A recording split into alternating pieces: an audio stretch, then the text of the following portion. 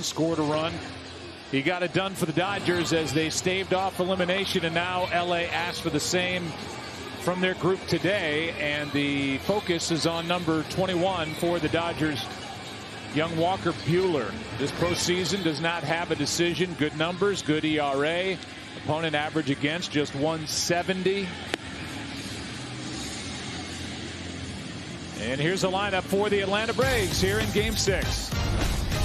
Typical look these days for Brian Snitker, the birthday boy, celebrating number 65 today. Ronald Acuna leads it off, then Freddie Freeman, Marcell Ozuna, Travis d'Arnaud, Ozzie Albies, and Dansby Swanson in the middle, Austin Riley, Nick Markakis, and Christian Pache batting in the number 9 spot in center. And here is Acuna, who has struck out 17 times this postseason.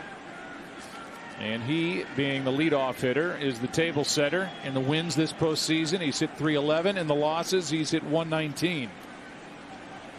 What's it going to be today? Buehler fires, and 97 fouled back by Acuna, strike one. Yeah, Acuna hasn't had some success early on the first pitch so far. And I think the story of tonight's game is going to be which team upsets the other team's greatest strength, and that's the guy on the mound, right?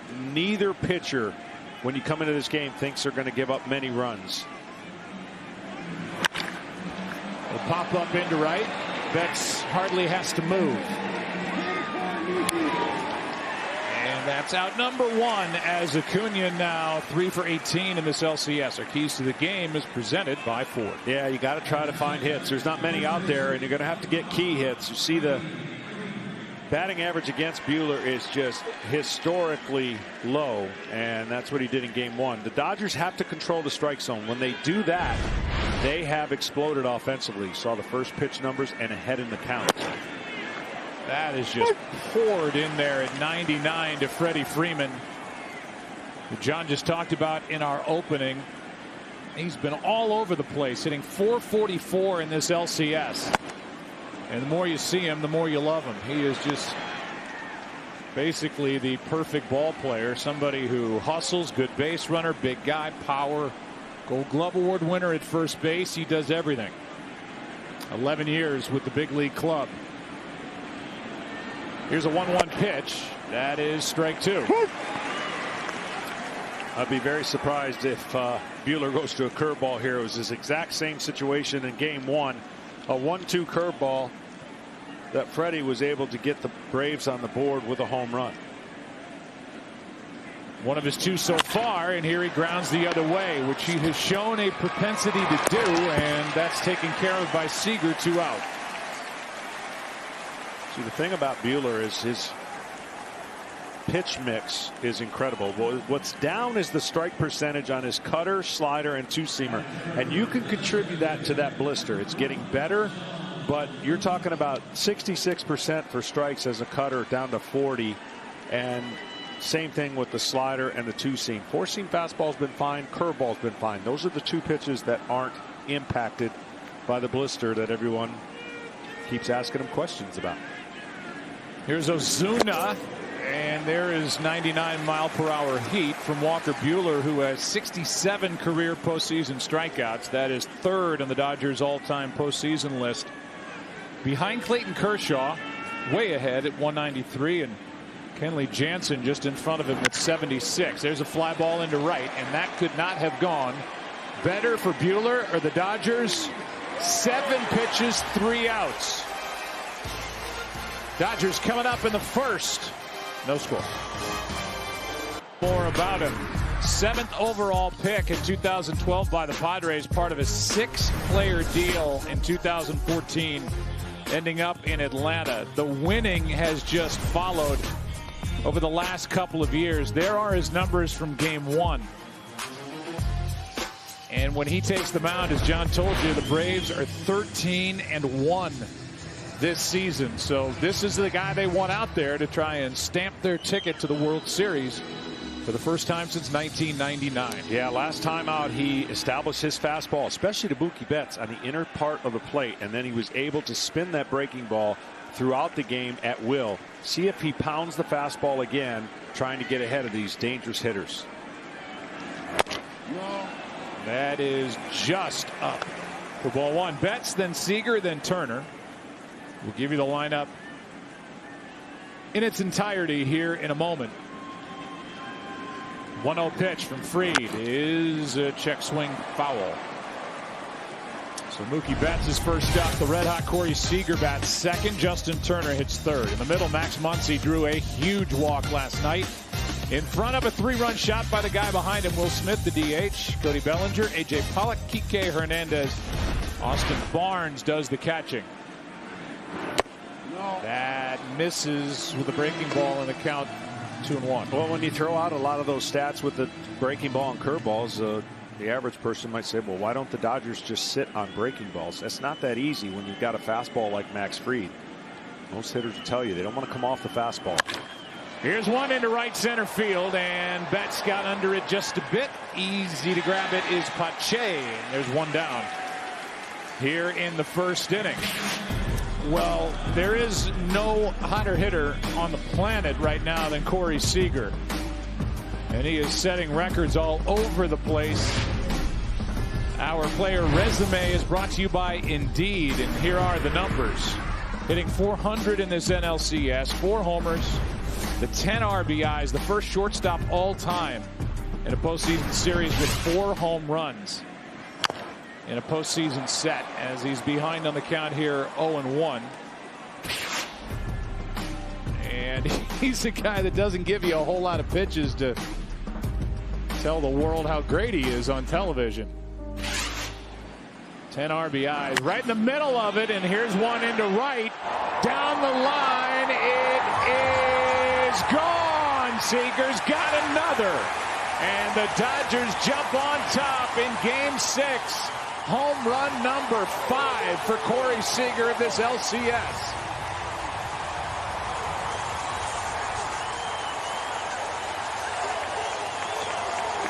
Well, that could have very well been a hitter sitting on the breaking ball, Joe. He threw a lot of breaking balls the first 2 at bats, struck him out twice. And that breaking ball hung. 73 miles an hour, hit it almost as high as the roof. That was the only question. Would it carry far enough? It was up and it was out. And there's a pitch that misses to Turner with ball 1. So he adds to those totals we just went through.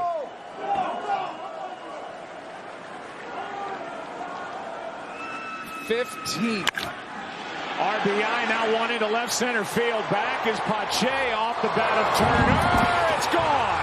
Back to back. 2-0 Dodgers here in the first inning. Seager, now Turner. What a start.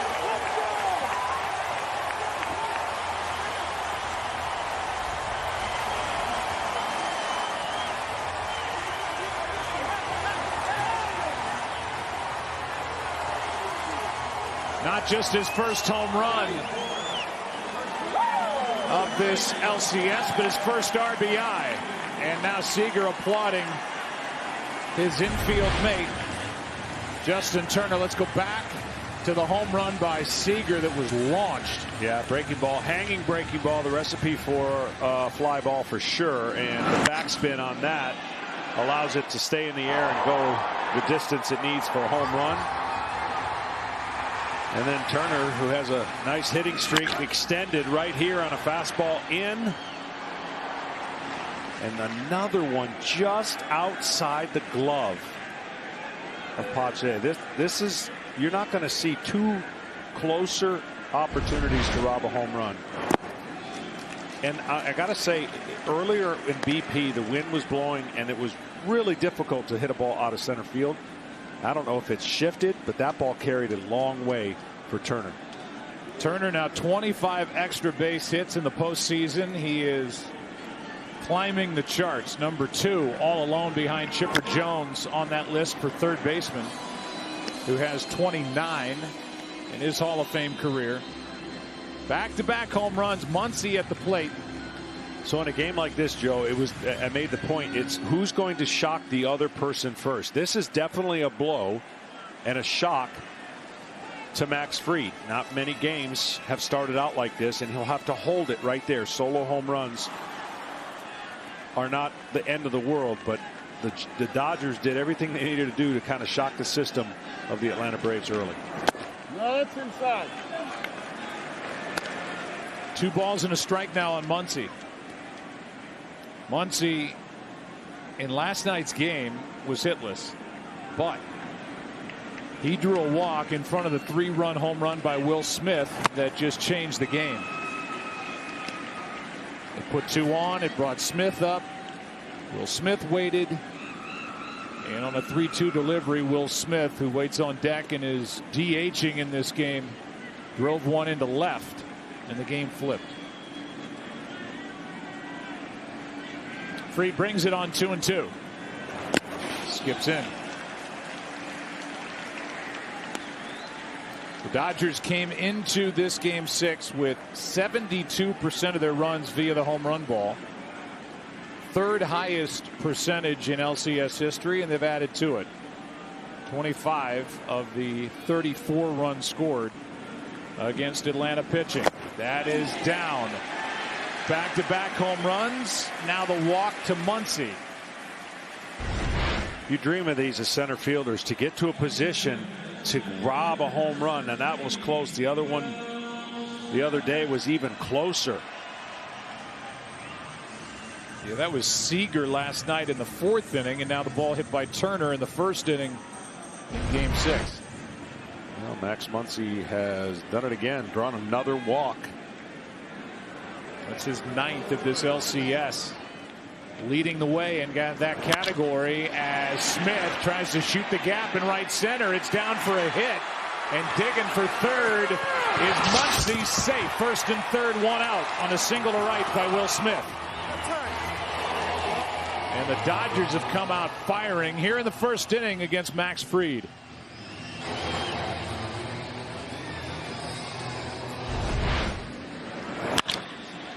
It's a good read after he gets a beat on this ball as Muncy, and this was going to take an incredible throw. Right about there he goes, okay, I got it. I'm going to go straight to 3rd aggressively.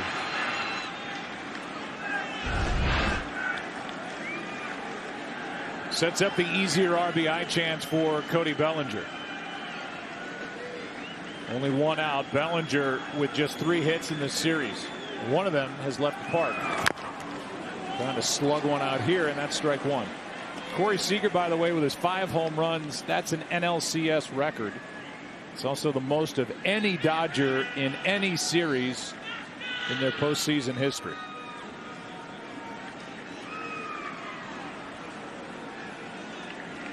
Free agent after next year as it stands right now, and he is ringing the cash register just about every day here in this LCS. Yeah, he sure is, and he has put his team on his back. Bellinger lays off. 1 ball, 1 strike. So that old approach, you know, when you're facing a team the second time, does the other team adjust before you have to adjust? And so far, the Dodgers have taken advantage of some mistakes. The probability of Max Fried, as you see regular season homers, postseason, of being as good as he was with the breaking balls, I'm sure the Dodgers didn't think it would be. That's another base hit. In to score is Muncy. Stopping at 2nd is Smith. And the wheel keeps on turning for LA. Up 3-0 as Bellinger drives in his 4th of the series.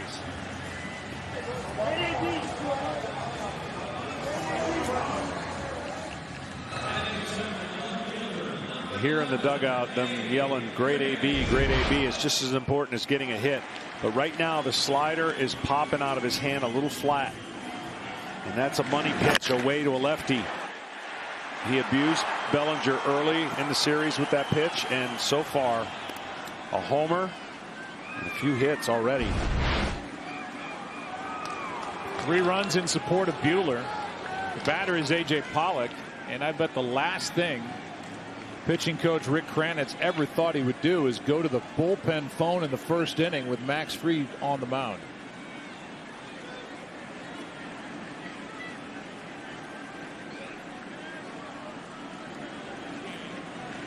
But action has started for Atlanta here in the 1st.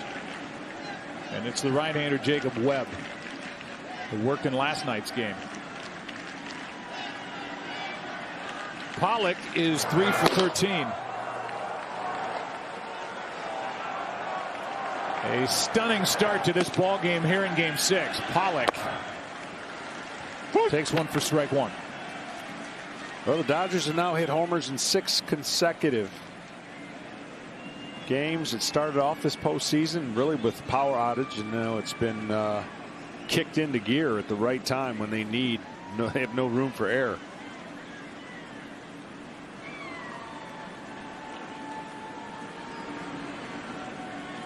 Runners on at first and second with only one out, and Pollock hits one in the air to shallow right center. Pache comes to get it, and the runners hold. And the inning gets to the number 8 hitter here in the first inning, Kike Hernandez. Yeah, and what Max Fried has to do right now is he's got to find a way to provide some innings. It's essential that he gives his offense a fighting chance, only down 3. And the reason it's essential for what the Braves' advantage of a 3-2 lead is becomes way less if they're not able to have Max Fried eat up some innings.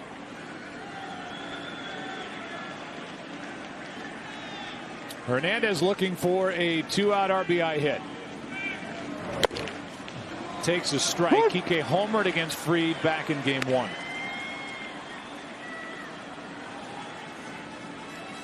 One of his 3 hits in this LCS.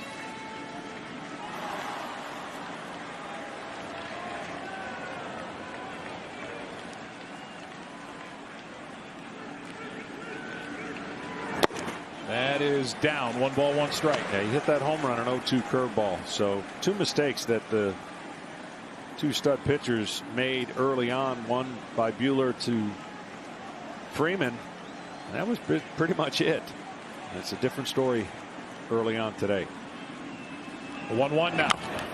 That's just foul at the plate. Strike 2. And the reason I said you got to shock somebody, because you go into this game and each team has so much confidence in their pitcher. They got their chest out going, we're going to win this game 2-1. We're going to win 1-0. All we got to do is get our stud the lead. Well, the Dodgers did that, and their stud on the mound now has an opportunity in the elimination games he loves to be stingier. After working a 7-pitch top of the first inning. 1 ball, 2 strikes. Fried trying to end this inning right here, and Hernandez flies one into shallow left. Swanson is out. The inning is over. But the hottest man in baseball, Corey Seager, has provided his dugout and his team with plenty of smiles this entire week. They add 2 more up. This matchup between the Braves and the Dodgers, you could win $25 grand. Super easy, free to play. Download the Fox Bet Super 6 app. There's still time to get your picks in for today's game. And there will continue to be contests throughout the postseason. Buehler has done nothing but pump home strikes. And he works to d'Arnaud. That is, wow, just popping the glove. 1 ball, 1 strike. So he's up to 10 pitches. He's thrown 2 pitches in this inning. That means in the first inning he threw 8, not 7. Just to clean up that egregious error. 1-1 pitch. Skips in. 2 balls and a strike. Well, I know the ideal situation for the Braves is to make him work really hard and to try and get in their bullpen. But I think the one thing about Buehler is his fastball. If you see one or try to guess, you got to get your best chance to be on some early fastballs. He is just pumping. There's a ball off the glove of Hernandez and safe at first. What a try by Kike Hernandez, but d'Arnaud is on to start this second. I mean, Kike Hernandez used everything he had to try to haul that in, then try to get the out at first anyway. Yeah, that was almost an incredible play on both occasions after he got it off his web. Squared up fastball. d'Arnaud, such a good fastball hitter. Luckily for him, he didn't take anything for granted and He was running out of the box. What a great look. Breaking ball drops in for a strike to Albies. He's a dynamic defensive player, Kike Hernandez. In fact, they worked him into the lineup last night late with the lead just to get his glove out there, and you see just about every game why they do that. 0-1 pitch. Down and in, 1 ball, 1 strike. When we talked to Dave Roberts about Walker Buehler and the tiresome topic of the blisters, as Ken Rosenthal reported leading into game 1, he said, I don't know if it's the water in Texas, the cooking, whatever it is, but blisters appear to be holding up pretty well. 1-1 delivery is swung on and missed at 97. Strike 2 on Albies.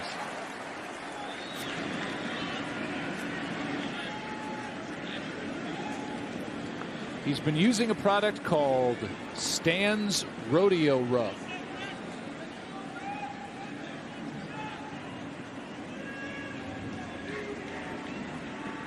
One and 2 the count. Buehler. Albies with a foul straight back.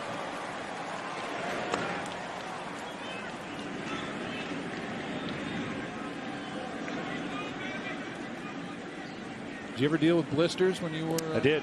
Yeah. They came from a cracked nail. Whenever your nail doesn't cover the area. For me, it was the middle finger with sliders and splits. 1-2 pitch, and there's a base hit the other way by Albies. Here come the Braves. 2 on, nobody out in the second. Albies with the rare opposite field hit. Batting left-handed. The National League Championship Series is sponsored by Hankook Tire, never halfway, and by Geico, by T-Mobile, connecting fans in all 50 states with America's largest 5G network. T-Mobile, your ticket to the game. I mean, Jock Peterson looks like he's being dropped from the roof. Well, Swanson's going to have to be aggressive early. If it's a fastball there, get that stroke going and keep the train moving. Went with the slider. I feel like Swanson's just a click off. And this part of the lineup for the Braves, going to have to make some adjustments and get going. Obviously, Pache's been pretty good, but the rest of them, you can get something out of the bottom of your lineup, you're in business. Especially this Braves team with what's to come at the top. Acuna, Freeman, Ozuna. There's a strike. Swanson, the #1 overall pick in 15. He didn't like that call. And he is staring out at his roommate when he and Walker were together as Vanderbilt Commodores. What a spot for these two. 1 ball, 1 strike. Good block by Barnes. Vanderbilt teammates 2013 through 15. They were roommates as well, and I'm sure maybe made a trip or two to San Antonio Taco, which is a great place in Nashville. It's called San Antonio? Yeah, it is. Just go with it. Trust me. Yes. Okay. Swanson with a count in his favor, 2-1.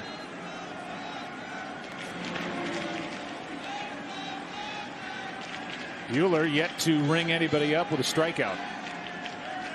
You don't get many opportunities like this. Ahead in the count, runners scoring position. Lead man is Darno at second. There's a base hit into left. Darno had to hold to make sure that got by Seager. And now a bad throw to the plate, but nobody can advance. The bases are loaded. 3 straight singles here in the second, and the Braves making noise, down 3-0.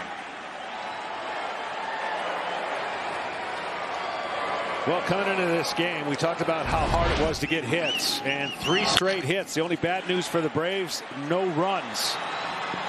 That's something you're hoping. If you get 3 straight hits, you got to run, but the wrong guys and the wrong type of hits kept the runners on, bases loaded. Coming into the game, only hitting 135 off of his fastball, which is the second best. Now, I know this is going to sound crazy, But even a double play to shortstop gets you 1 run. What Riley has to do is put it in play somewhere and not rely on his teammates here. I've always said, bases loaded, especially nobody out, the pressure's on the pitcher. But you almost feel nowadays the pressure's on the hitter because of the ability to swing and miss and a free out and then a double play. He was struck out 7 times, Austin Riley. Big, strong right-handed batter. Tough matchup, and we'll see who wins this little battle within this ball game. Here's the 0-1. Strike 2. And see, when you've got a big swing like Riley, I'm telling you, Buehler sees the situation and isn't fazed by looking where he is in the lineup. He's already gotten 0-2 now. He's got a pitch to play with if he wants. And somehow Riley's going to have to do his best battling effort. Buehler looking for his first strikeout of the ball game. Just found it. 99, and he just reared back. And those last 2 pitches, Riley couldn't catch up. This will be a backbreaker inning for the Atlanta Braves if they don't punch a run across. 3 hits, as we mentioned, no runs, bases loaded, and then this was way too easy. 3 pitches. You talk about no stress. And now a ground ball. Double play gets Buehler and the Dodgers out of the inning. Up to Markakis. Had a hit last night. There's his career with the bases loaded, but for a guy playing in his 2nd LCS, never more pressure than as he stands in there now. Wow. Strike 1. Markakis, 3 hits, no RBIs in this LCS or in this postseason as he tries to help his team get to the World Series and experience the Fall Classic for the first time in his long career.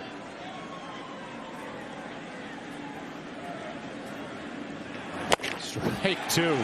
Yeah, you know, this series has looked like Markakis' bat cannot catch up to velocity. He looks a little bit beat on velocity, as evidence right there. First couple times against Buehler, Markakis struck out the first 2 times in the first meeting. Now the 0-2.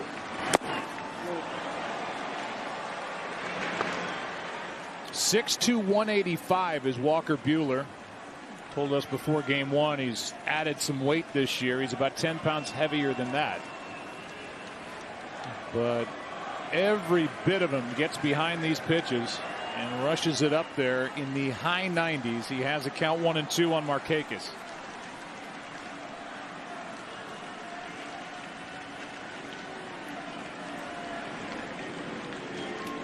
Rookie Pache on deck.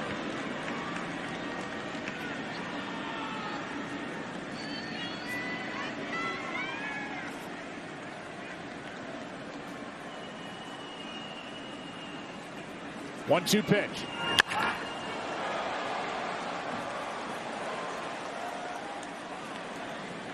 So after a quick first inning, Buehler has had to work, including the postseason. Buehler undefeated when he's had a lead of 3 or more.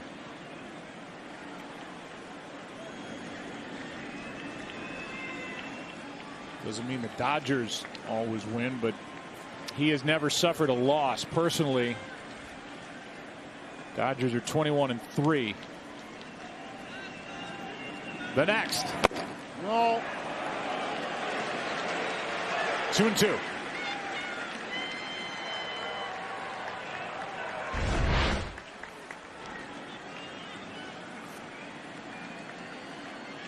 Ball just explodes at the plate. Yeah, it's a few pitches now that Nick has gotten a chance to see, and your eyes are your radar gun to kind of trigger what you're trying to do with the bat.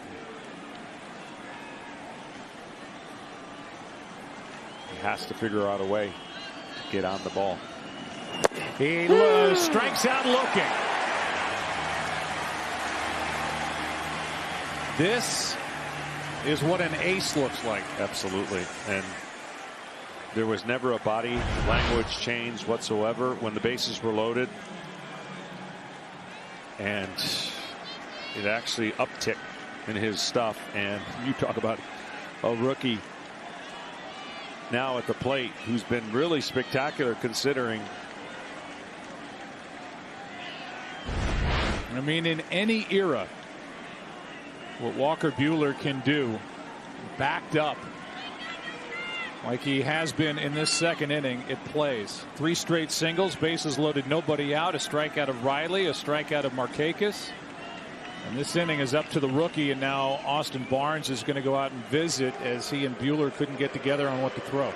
You know, it's an interesting decision here because he's at the plate, and you would think, I mean, typically just trying to think along with what the Dodgers might do, that Pache would be ready to hit the first pitch fastball because that's his best chance. He doesn't want to get deep in the count. So maybe a cutter or slider is a good first pitch, knowing that Buehler can throw his fastball pretty much for a strike. He's shown anytime he wants.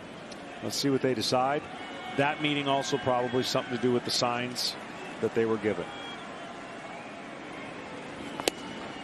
In for strike one in 99. Does even a meeting throw that into the mind of the hitter? You know, thinking that you're just going to walk up there and you've seen fastball after fastball after fastball. Maybe they'll go out there and change it up. Well, the problem is no matter where his fastball has been spotted in places, even if they wanted or knew it was coming, they can't do anything with it. See, that's just perfect. 94. Nothing in 2, and after giving up 3 straight singles, this kid, 26-year-old Walker Buehler, trying to help the Dodgers force a Game 7, could strike out the side against the bottom 3 in the lineup. By the way, I think that was a 94-mile-an-hour cutter. Yeah. Wow. But Pache can rescue this inning for Atlanta. This kid has been impressive. The home run, 4 RBIs in the LCS.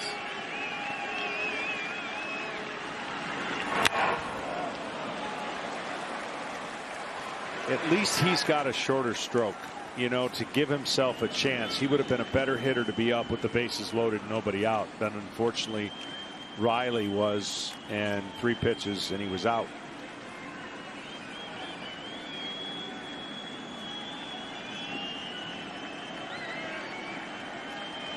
Can you imagine what Dodger Stadium would sound like right now? Oh. We're in Arlington. Here's a ground ball left side. Seager with a backhand. Inning is over, and Walker Buehler, the ace of the Dodgers, gets into and out of trouble and still leads by 3. Pitching prowess of Walker Buehler. Austin Barnes, number 9 hitter, first up. Takes a strike. Max Fried, during the regular season this year, had an ERA as he went 7-0 in the first inning of just under 5, 4.91, 1.60 after the first. And today is the day where Max gave up the first runs of the postseason allowed by Fried. In the opening stanza, 3 runs on 4 hits. 2 of the hits left the park. Seager and Turner.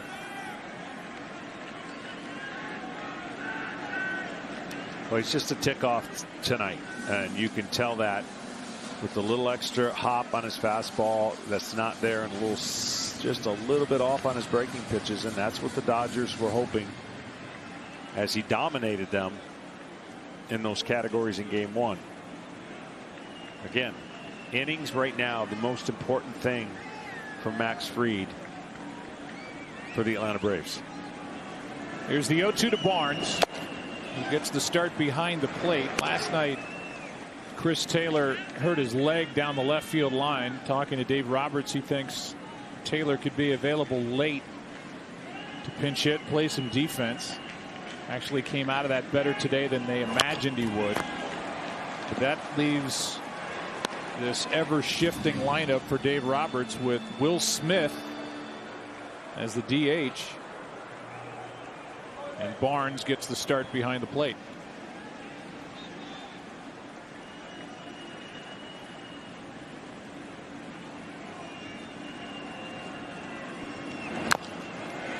Able to wait on that breaking ball and stay alive. Buehler in that first inning went through the Braves 1, 2, 3 over 8 pitches. In the second inning,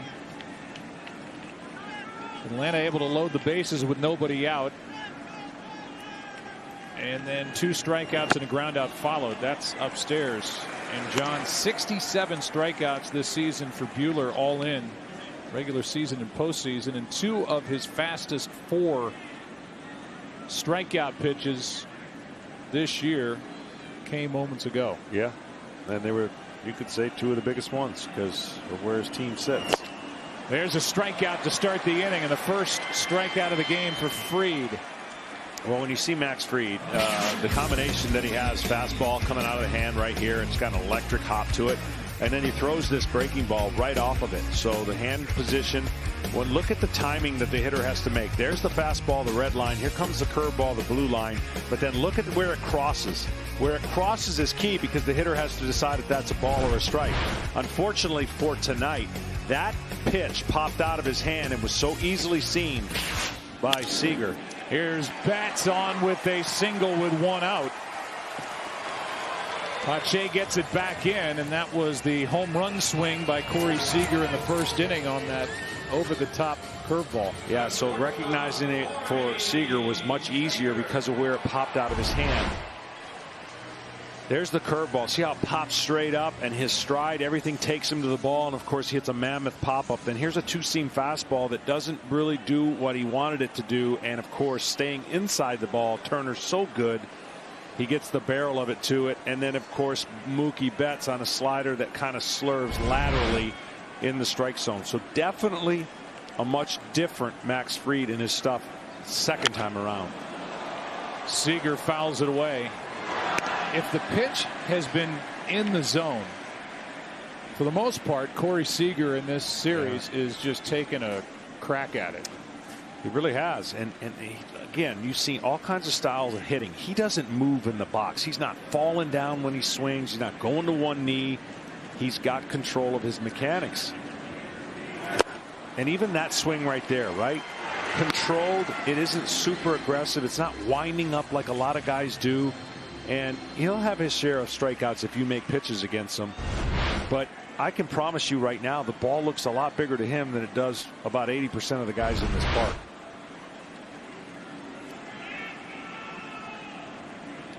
Betts is on. Stole a base last night. Good pitch here by Fried. Tied him up. Down and in. Well done by the young left-hander. 2 out. Well, that was one of the first fastballs that really exploded and took off inside towards Corey Seager. They went to plan C. They had plan A worked out good in the first game. He had 2 strikeouts. And then he got a hit the third time. Well, after a guy gets a home run, you're going to go to bypass B and go to C and go, okay, I've got to change the quadrants that he's looking at. Here's Justin Turner. Fried gives a look at Betts, and the ground ball left side for Riley. Better in the second for Fried. Gave up a hit, did Fried, but got around it. Walker Buehler back to his office. Up 3 after 2. Top of the order for Atlanta, down by 3, and Acuna takes a pitch, low, ball 1. Acuna, Freeman, Ozuna. The right guy's up to do something about the scoreboard, which reads 3-0 Dodgers. Here in game 6. 1-0 pitch to Acuna. Inside part of the plate, 1 ball, 1 strike.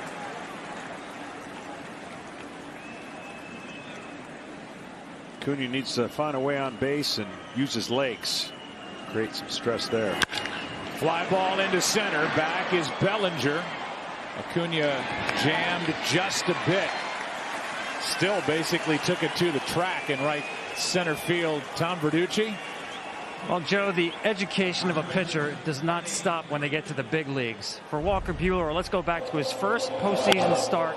Bases loaded, Atlanta Braves, second inning. Grand slam from Ronald Acuna Jr. Before that, Walker had walked the opposing pitcher to walk in a run. He was sort of in his undergraduate days there. Today, bases loaded, second inning, Atlanta Braves. His next 10 pitches, all fastballs between 97 and 99. And then to get out of the inning, he pulls a slider out of his back pocket, only his third of the night. He's got his master's, working on his PhD. Here's an 0-1 pitch. 1 ball, 1 strike. He threw a 99.7 mile per hour fastball to Markakis after a 98.7 mile per hour four-seam fastball to Riley. The back-to-back strikeouts and then the ground out by Pache. Here's a 1-1. Well, he had that earlier situation with the Padres as well. He had the bases loaded 3-0 and came all the way back with 1 out and struck out the next 2 guys. So that 3-1 home run he gave up to the grand slam to Acuna. Tell you what, he's pumping fastballs now. Foul ball to run the count to 2-2. Freeman has hit in 6 straight this postseason, hitting .455 over that stretch and .444 overall coming into this game in the NLCS as they play him to pull on the infield. He has no problem going the other way. He's proven that. And he strikes out. Might be a problem trying to flip that 98 mile per hour fastball as Buehler gets his 3rd strikeout of the ball game. Don't forget, download the Fox Sports Samsung 5G View app for an all-new immersive fan experience available exclusively on 5G enabled Android devices. Here's Ozuna.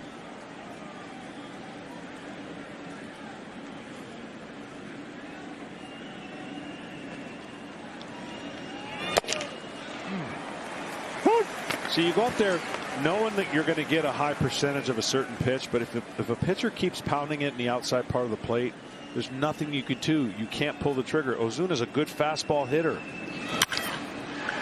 Flies one into right. Betts over to his left and out of room. Foul ball.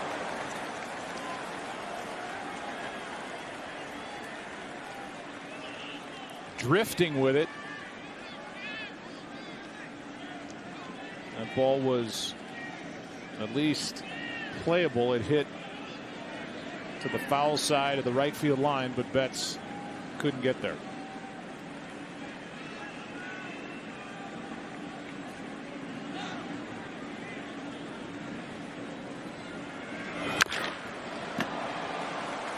.28 of the 45 pitches so far for Buehler have been fastballs. That was a mistake there. He missed by a foot. He hasn't done that pretty much early on. He's trying to throw a cutter here and see how it backs up. That thing backed up and went the wrong way. Cut fastball that's trying to get on the outside part of the plate. That's up the middle and gloved brilliantly by Hernandez. Stayed down on it and gets the out. Bottom of the 3rd inning. Dodgers coming up here in game 6. Up by 3. We're dying to see it. I want to know who wins an RB.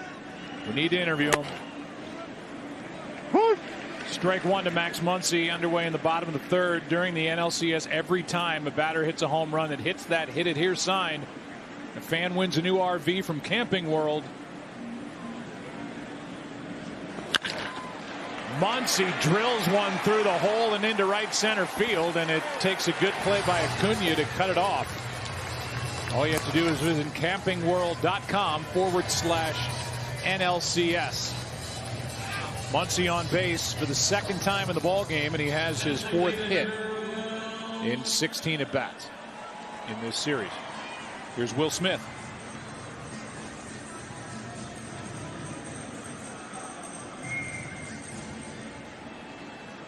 For a guy like manager Dave Roberts, who had to really work to stay on big league rosters.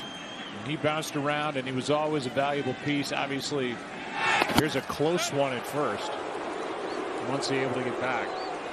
Obviously, Dave, a very smart player, able to use his legs. He sees a guy like Will Smith, who has superstar ability, clued in to every detail of the game, and said it was close. It might be so close that Max Muncy could be out. They're going to look at this again to see if the ball thrown by Fried leads the glove right into the body of Muncy before he got his foot on the bag. We'll have to see another view, but I'll tell you what, it looked like he might have, before he clamps down, see he hits it right. It'll be close. Can't see from that angle. That's going to be the defining issue, is if you can clearly see it, he'll return it. If it's not, then. Oh, yeah. I think that view shows that Muncy's out. Just can't see his foot and the hip right at the same time. On that one, that's a pretty good look. That last one. It's a challenge by the Atlanta Braves. They called immediately for a review. These guys are discussing what they think after seeing the replay. Watch this. You just can't see the base. Yeah, that's the problem. And if you can't see it clearly enough, then they're going to go with what's on the field, of course, and that on the field was safe. Well, I think since replay has been put into the game, I am batting about 380. Oh, if you were batting 380, that's great. But if your yeah. percentage of correctness is 380, then so I don't know. We'll just all be surprised together. But like John said, the call is safe, so they have to see something definitive to go the other way. See, each view you can't see the whole picture. You see when. I think Muncy just said that. There's no view that shows my foot and the tag all at once. Does this? Uh-oh. Uh-oh. Oh, that's really close. That's the best view. Good job, guys. Here's the call. Safe. They stick with the call. And the Braves don't agree. Muncy remains at first, with Will Smith at the plate and nobody out.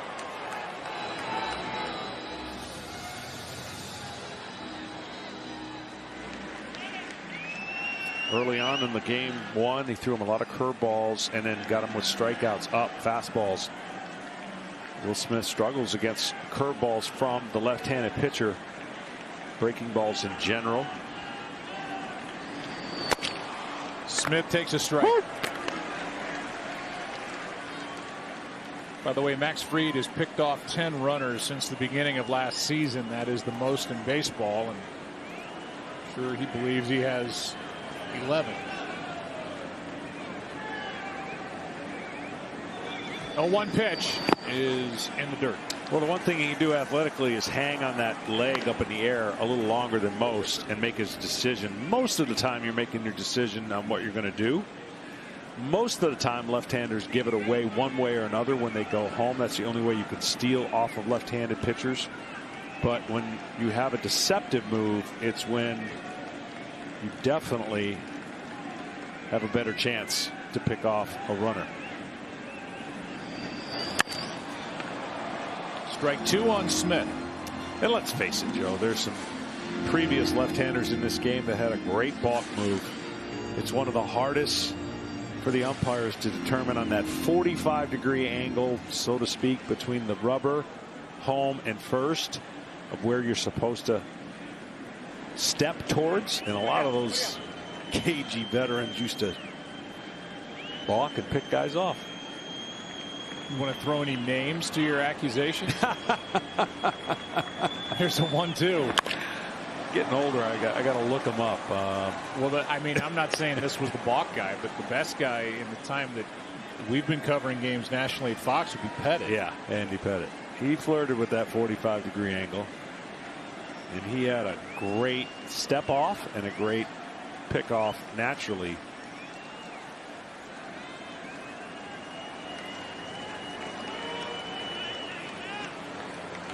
Interesting story in the past with Max Fried as Smith strikes out, and Kenny Rosenthal working with a former Dodger.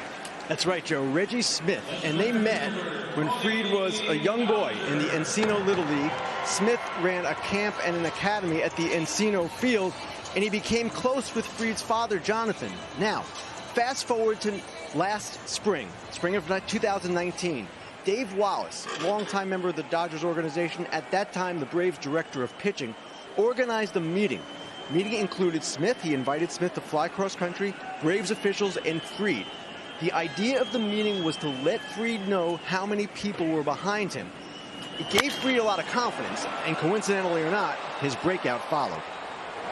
Who's done nothing really but win. Here is Muncy tagging on the fly ball to left, caught by Markakis, 2 out.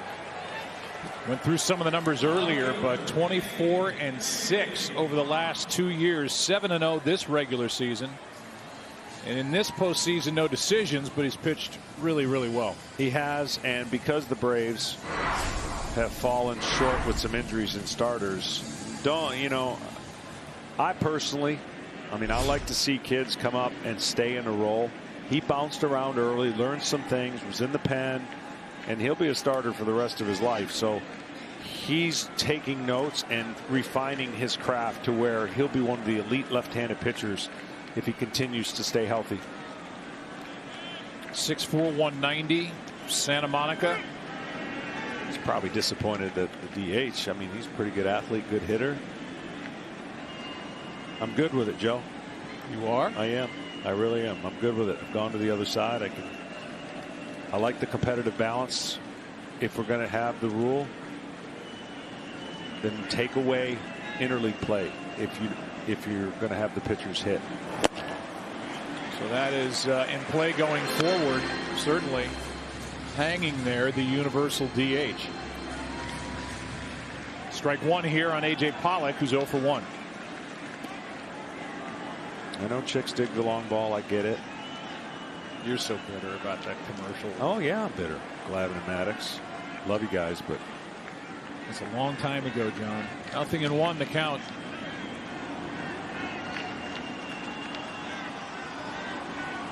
That's way upstairs from Fried. 1 ball, 1 strike. Pollock, 16 home runs. Yeah, he was on a torrid pace. It would have been amazing to see what he would have done over 162. Stayed healthy like he did this year. And the Diamondback. Total of 16, tied for 3rd best in the National League.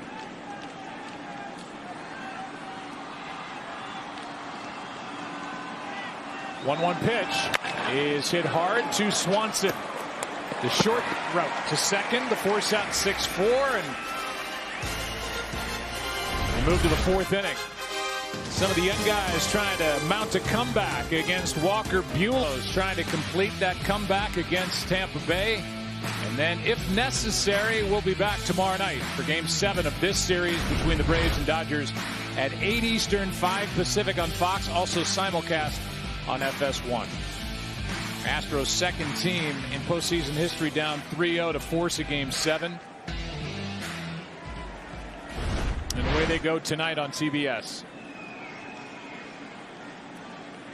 Buehler brings it, and a line drive into center field. Darno is 2 for 2. And on to start this 4th inning against Buehler. Everybody might wonder, why doesn't everybody do that against Buehler? Well, there's only a couple on the roster that have the up the middle approach that Darno does on fastballs. The simple stroke.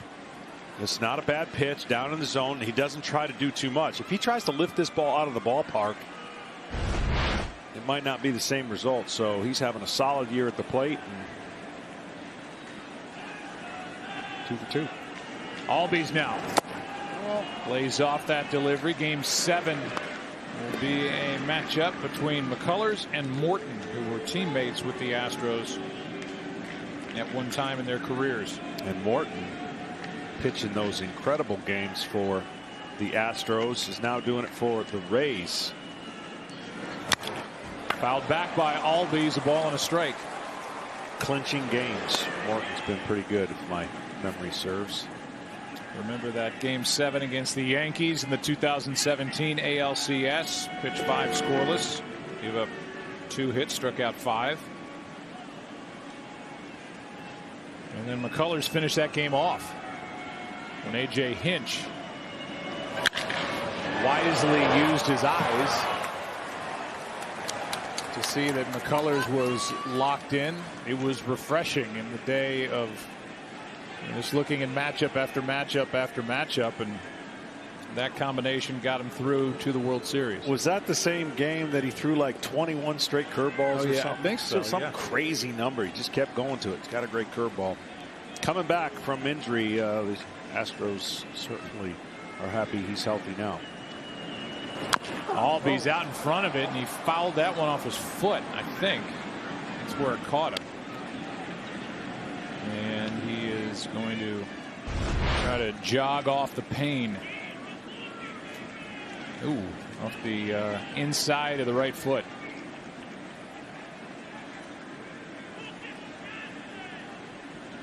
It was 24 straight curveballs in Game 7. Never seen anything like it. Hey, if it's working. Yeah.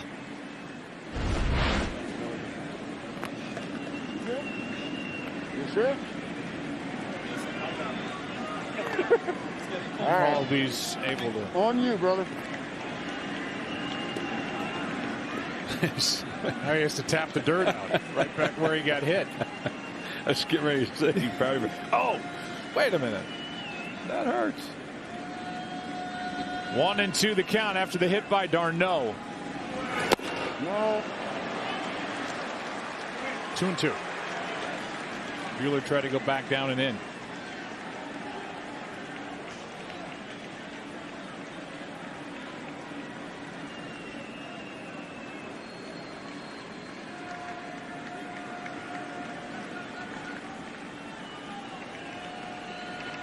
Two-two pitch and a strikeout, number 4 in the game for Walker Buehler. Well, let's take a look at Walker Buehler the same way we took a look at Max Fried. You're going to see straight over the top fastball, 4-seam. You can throw a cutter off of it. Here's his slider, and then the breaking ball that is more north and south. Well, when they all three come at you, they're going to come in a little bit different direction. Of course, the fastball is going to hold its plane on the lower part of the zone. And then you see the curveball with a much bigger break, and the slider, the difference is about 5 miles an hour. So good luck, in other words, if he's on with all of them. Delivers low to Swanson, who singled to load him up in the second. 4-seam fastball talked about has the least impact, I believe, on that blister. The cutter probably has the most impact, but he's thrown it a little bit more. That right there is just unfair. 93 on the outside part of the plate with cutting action. I mean, the only way, look, you got the shift and they've got the numbers. The only way you can go up and maybe hit Buehler is to change your approach if you can and think, I'm going to stay on the ball and go up the middle to right side. Good block by Barnes on a check swing. But what hitters will tell you, the problem with that can be if the ball gets deeper, it's 99 already. The Astros won that game the other night, particularly because George Springer was able to beat the shift in a crucial situation and almost looked like he stuck his bat out and went through the vacant right side with the runner in scoring position. 2-1 pitch here, and that's into right center field, and a base hit. Falls in front of Bellinger, who tries to get the force too late. A single, a strikeout, a single. Swanson and d'Arnaud both 2 for 2. d'Arnaud hit it up the middle. Swanson flipped one into right center. And that was a little better, staying on the ball, and when you do that, you get rewarded. Almost a heartbreaking. Tough reads for d'Arnaud when he's been on the bases. That one right there, and almost got him at second. And the one at second base that he was not able to score on the base hit. Left the bases loaded, and That's where they stayed. Now it's Riley again, who struck out his first time with the bases loaded, nobody out.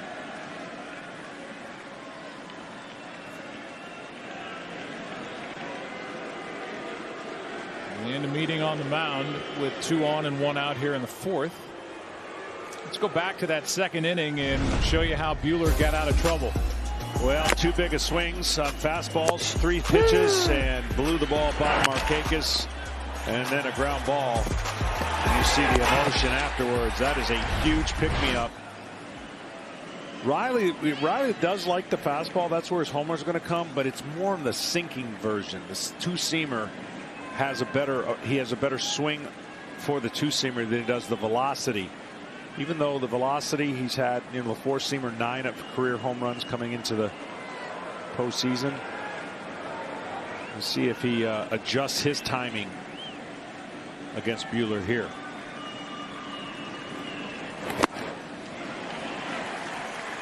'98 cannot catch up, and that had no sink.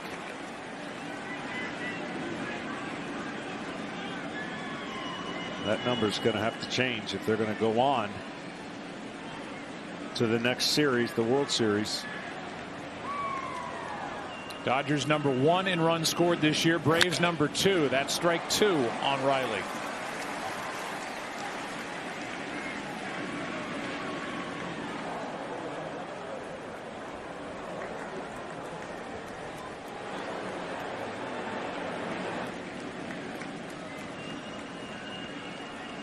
Three for 21 in this LCS is Austin Riley. Now 8 strikeouts, set up here at 0-2. Riley trying to put the ball in play. Good rip there.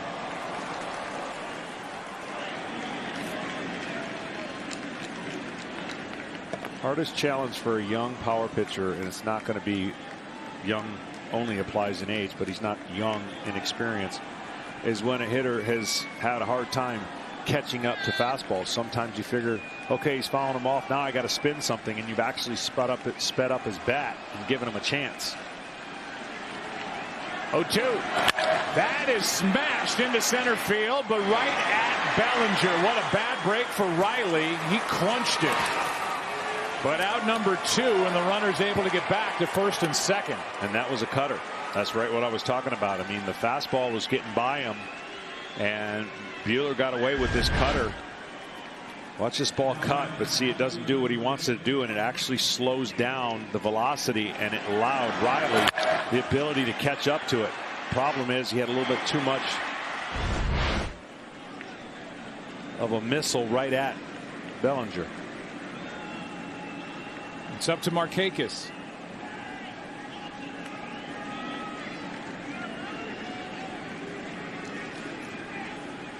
You almost feel like Markakis needs to be okay, ready now, swing, because it's been beating the barrel of the bat. That 98-mile-per-hour pitch drops low, ball 1. Kike Hernandez pushed back at his second base position. Play Markakis to pull just a bit on the infield, but they play him the other way in the outfield. Braves 1 for 5 with runners in scoring position in this ball game, and that is strike 1. Well, Darno's going to have to do a great job at second base with his secondary lead, meaning get to a place with 2 outs as soon as he sees contact. Obviously, he can go with 2 outs and get the biggest lead he can, because if Markakis were to get a hit, Darno needs to be in the best place he can to score. He's the lead man, and a 1-out hit by Swanson. Now 2 out and 2 strikes on Markakis. You can just tell Markakis' computer right now, his brain's going, what do I need to do? What are my checkpoints? How do I get to this pitch? This was a cutter. See the barrel below the bat this time. Cutter going right above it.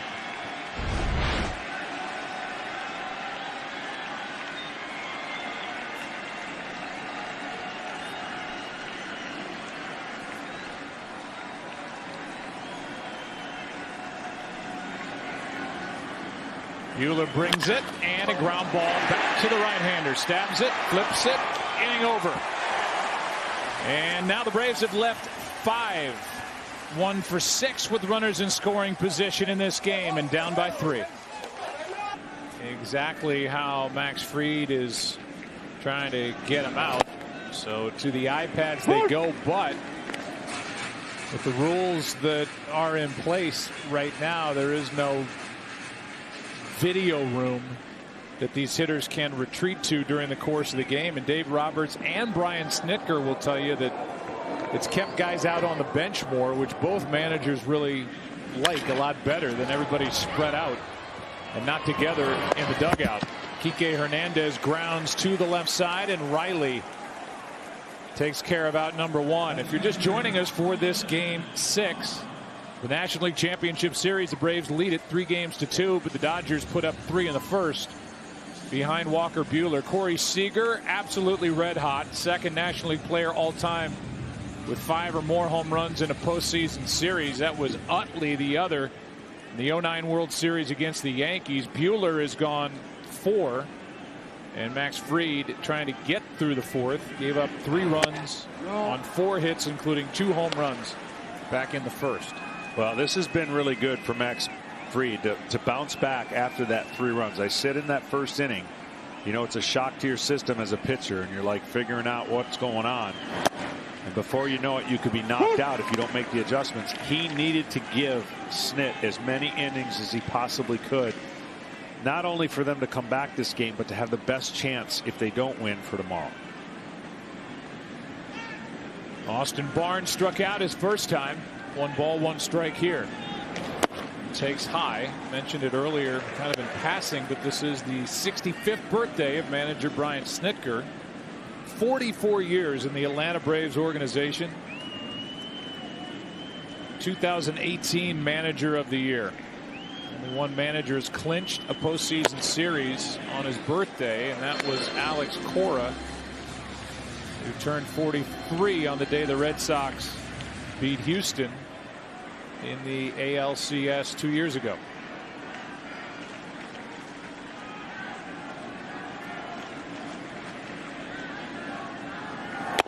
Yeah. Inside corner, good pitch by Fried, and the count full on Barnes.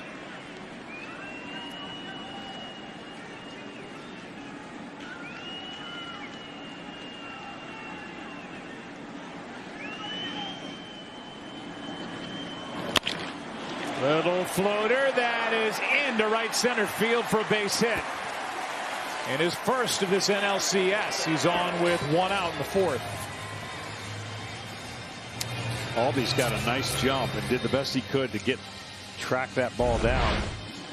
Watch this as he reads it.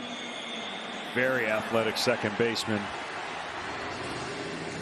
Just outside the gloves.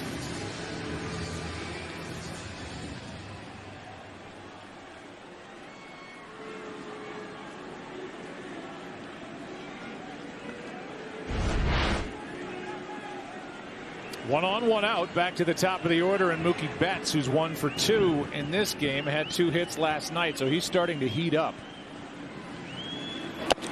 No. 5-tool player, can do it all, and when he is hot at the top of this lineup, especially in front of Seager, who's next, the Dodgers can put up some runs. Oh, no doubt. And, you know, his capability of driving the ball for power, we haven't seen much of that. They've pitched him really well, and he stays disciplined. He doesn't try to chase results when the team's pitching him a certain way.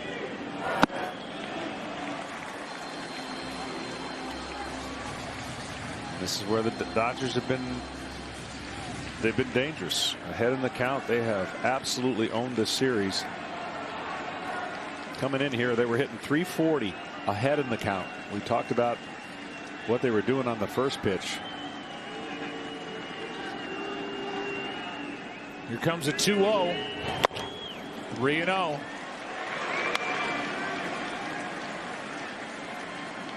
Go from 340 ahead of the count to, if you can get 2 strikes on them, 146. There's a big jump, 197 when the pitcher has the advantage.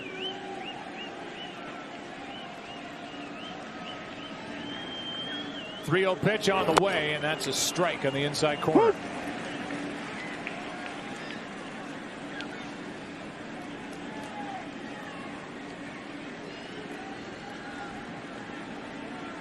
Traded to the Dodgers, signed a 12-year contract, and waiting for a pitch with a count of 3-1. That's up, a hit and a walk. And here comes Seager. Here's what Corey Seager has done in this series with his 5 home runs. Foot down, he goes the other way for power. Foot down, he goes big time for power. That ball was smoke. And then up and away. Doesn't matter where the park is. He can go to all areas. And I'm telling you, he's touched every quadrant. Down the line, opposite field, center field. And then, of course, right center. He can do it all. And this is the time where Max Fried is going to have his best sliders, especially early in the count. You can't let a hitter take away your pitch just because he did damage on it. If that's the case, then the hitter wins. So you have to go back to the basics and try to get the ball in the outer part of the plate, preferably with the slider. And then you can use the fastball away or fastball up.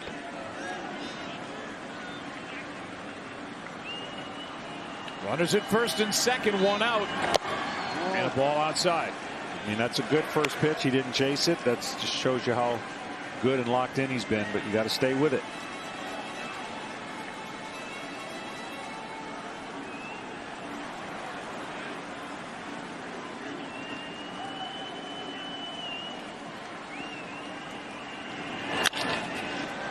Freeman grabs it, flips for the out, and no throw to try to turn 2 as Seager wins that race to the bag.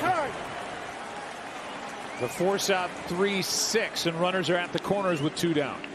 Yeah, that was a good decision there by Swanson. That would have been hitting a moving target that a left-handed pitcher would not have been easy. Once Freeman got the ball, the double play just about went out the window. It leaves the inning up to Justin Turner, who homered right after Seager's home run in the first. And the Dodgers got another driven in by Bellinger.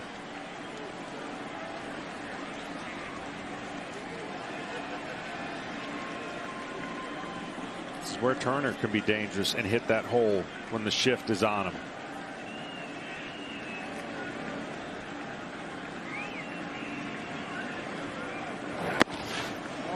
Ball 1.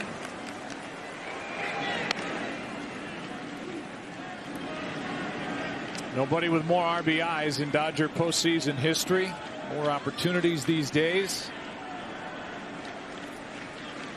And Turner, when he gets the chance, usually makes the most of it. His home run in the first, his first long ball of this postseason, and first RBI of this LCS. StatCast powered by Google Cloud. The spray chart for Turner.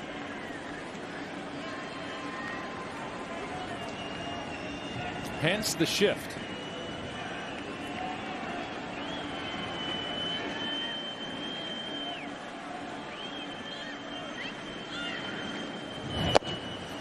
In for strike 1.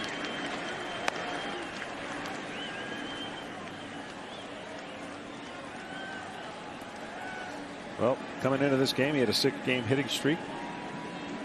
Make it 7 now.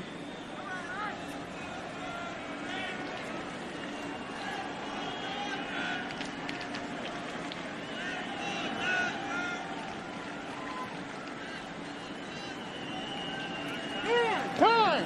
And with Fried taking so long after coming set, time granted to Turner at the plate. Home plate umpire is Alan Porter. He's the one that jumped out of there and said time.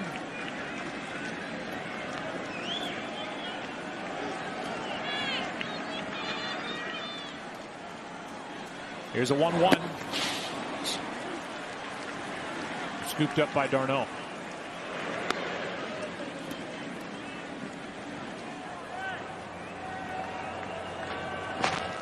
Max right now. Just, you can almost tell he's searching for the feel on a couple pitches. Walk around the mound, clear your mind. That's what you need to do. You can't race or rush, and you can't hurry up to make up for a mistake. It's the biggest challenge a young pitcher will face, is he wants so bad to make up for a previous pitch or a previous mistake. You start compounding your mistakes by going faster with your brain, with your mind. 2-1. Good pitch in for strike two. The pitchers that can go to their file cabinet of their mind and memory is the pitches that they know they can throw at will.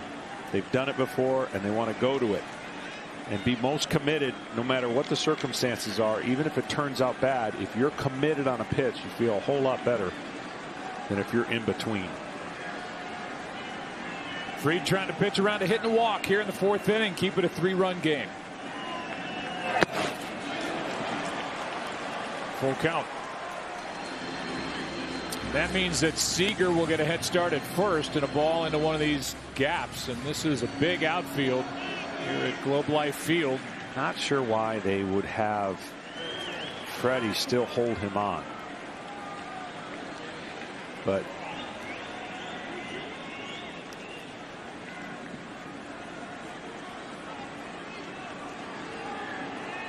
he will go. And a foul. Because you could play behind him and still have the same kind of action, meaning he's not going to get that much bigger of a lead, and give Freddie a chance to cover some territory in case it goes off the end of the bat. But they're choosing to hold him on.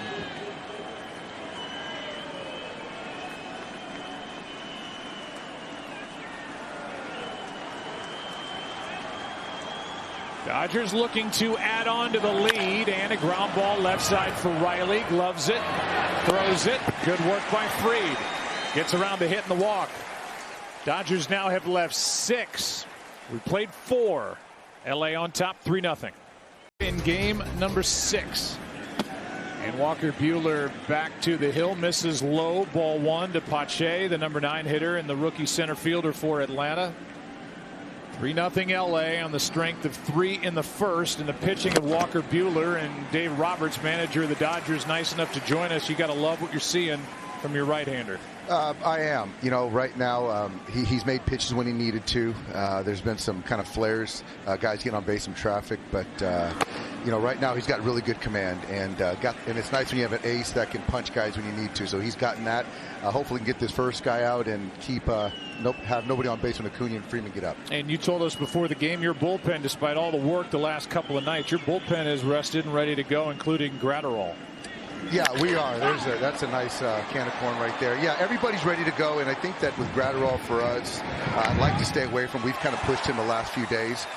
So if Walker can, get through 6, would be nice and helpful. But Kenley, Baez, Trinan, we're going to go to, and try to stay away from Gonzalez too. So, but we'll see how the game plays out. Yeah, that was the last question about Kenley Jansen. He really he struck out the side last night, and a lot of people have had a lot of things to say about him. But you have not been worried about his mental makeup and his attitude. He looked great last night. He really did, guys, and it's the best he's thrown the ball in a month. And he's been working through some delivery things, so trying to kind of get him into lower leverage. But last night, obviously, high leverage, and it came out really good. There were some 2s, some 3s, pitching to the top of the zone. So he's raring to go, believe me. All right, Dave. Thank you. All right, guys. Dave Roberts, who had his team ready to go, down 3-1, winning last night after falling behind. Acuna hits the ball in the air to left. Pollock is there, and that's 2 out. And Acuna 0 for 3. That is one of the keys to success pitching against the Atlanta Braves. Keep Acuna off base. He's now 3 for 20, by the way, overall, Acuna in this NLCS.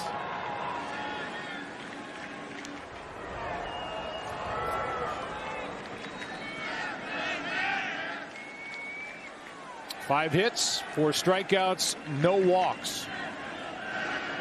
After walking 5 in game 1. This one into right center field off the bat of Freeman. Good play by Betts to cut it off, and it's a 2-out single.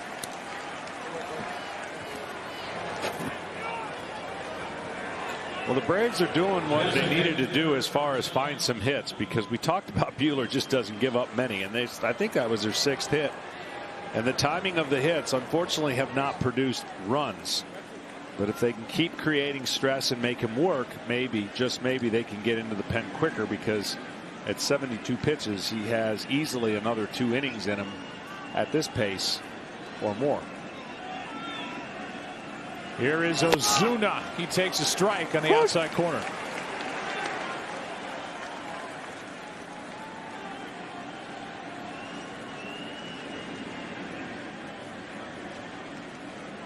And if he doesn't have a lot of stressful innings or long pitched innings, I think the blister, that's what you worry. They're going to make sure. Here's a high fly ball into right. Back is Betts on the move, on the track. He's got it to end the inning. What a catch by Mookie Betts. Made the defensive play of the game last night. May have turned around game number 5. May have turned around this series. And now on the ball hit by Ozuna, up and up against the wall to end the top of the 5th and fire up the Dodgers, leading by 3. Game 7. I mean, that fence seems taller in right field than straightaway center. This is like robbing a home run on a shorter fence, and he got way up. Of course, Ozuna, not the same gratitude that Dave Roberts had. And his teammates came firing out of that dugout, welcomed Betts back after that play in right to end the top of the 5th inning. So the Dodgers bat with the 4, 5, and 6 hitters, and the 4-time American League Gold Glove Award winner just showed his skills moments ago. Muncy has walked, scored, singled, and has a count of 1-1. You know, the Dodgers played a series with the Padres early in the regular season. The Padres showed tremendous emotion, and their dugout was going crazy. And shortly after that, the Dodgers talked amongst themselves, and they said, we've got to create a little better environment. The reason they don't do it a lot is because when you're the best team in the league, you're supposed to do certain things. But lately, since that series, they have collectively shown a lot more excitement and obviously a lot more emotion, because being down 3-1 in the series as the favorite, not fun. That's upstairs, 2-2 on Muncy. And all of that because the fans are not and had not been in the stadiums, right? So if you don't create it yourself, is what they were saying, and pull for each other, can't rely on the pass with the fans going crazy. Muncy strikes out, and that's number 4 in the game for Max Fried. Pitch, hit, and run, presented by MLB Network, is Major League Baseball's free skills competition for boys and girls ages 7 to 14. Sign up now to host a free competition in your local community at pitchhitrun.com. Did you do that, or did you do punt, pass, I was kick? a punt, pass, and kick kid. Yeah. You know why? Because it didn't involve running. That's right. That's right. Here is Will Smith, fly ball into right. Acuna is there, and Max Fried has got to be wondering, where would we be without this first inning? He's struggled in the first inning in the past. He threw 24 pitches, gave up 3 runs, 2 home runs. Since then, he has really settled in. It's been invaluable, too. I mean, this is not going to get lost amongst the team because they're still within shouting distance. 3 runs is nothing with both of these teams' offense. It might be a little bit more of a lead when you've got Buehler on the mound, and if he went 9, but chances of that are unlikely. Bellinger takes a ball. By the way, Steve Horn, our editorial consultant, backs up what you said about the height of the wall in center compared to right. You have an incredible eye from such a long distance. 7 feet high in center, 8 feet at the spot where Mookie Betts just made that catch to rob Marcell Ozuna of extra bases and the Braves of a run. I love this park, but if I were given one option to make parks with the exception of Fenway, I would just like to see all the fences a little lower so that you can rob home runs. Bring in that excitement. Here's a 2-0. That's ball 3. I mean, golly, I think it was, I don't know, 400, 350 home runs I robbed in BP, just off the top of my head. Yeah, you were. It's so much fun to watch the players and these great athletes and the reaction of a pitcher when it's taken back. Swinging on 3-0, and Bellinger fouls it back. You were the Willie Mays of batting practice. Batting practice. That's how I stayed in shape. You know, I hated running, and that was the best way. Chasing a ball was the best way to stay in shape. I made my manager nervous a few times, but it worked out. Got a baseball card robbing a home run. 3 balls and a strike on Bellinger. Good pitch from Fried. Full count. Mookie Betts is a center fielder anywhere else, right? I mean, even in Fenway, he played with Jackie Bradley Jr. And you got to have 2 center fielders there, and they basically have 2 center fielders here in the Dodgers with Bellinger at the plate, of course, playing center field, and Mookie Betts playing right. Comes into play in this big outfield. Certainly helpful at Fenway with all the different angles out there. And a lot of room to run. 3-2 pitch. No. 2-out walk.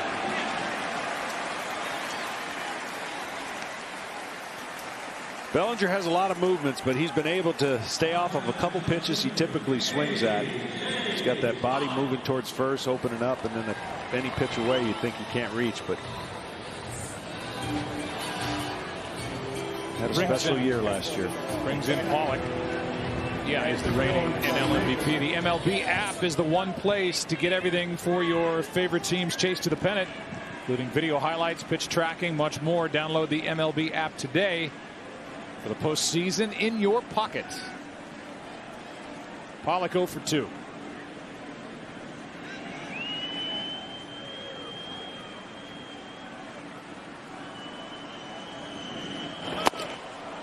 That drops in for strike 1.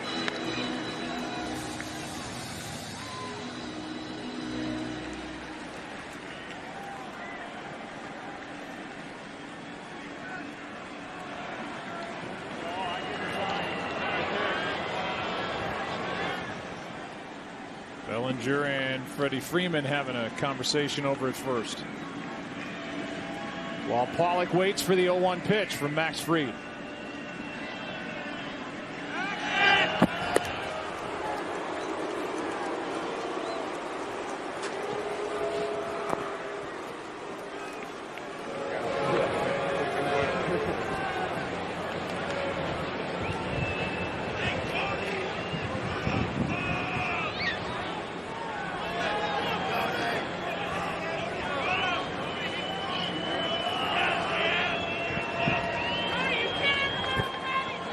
That's outside.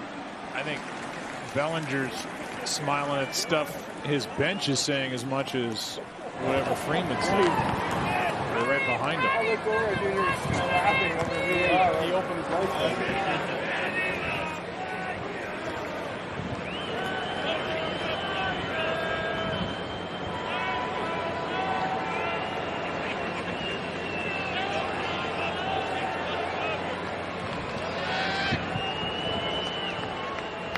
Here is a 1-1 to Pollock after a long look.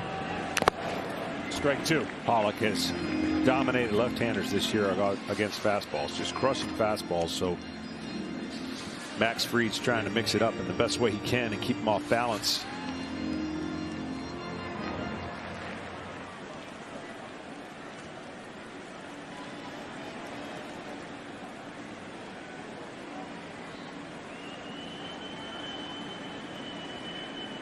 Nice breeze through the park on this Saturday, October 17th, Game 6. Will there be baseball in this stadium tomorrow? That's up to what happens here today. Dodgers trying to make sure that's the case. Wide throw. Bellinger does not have a big lead.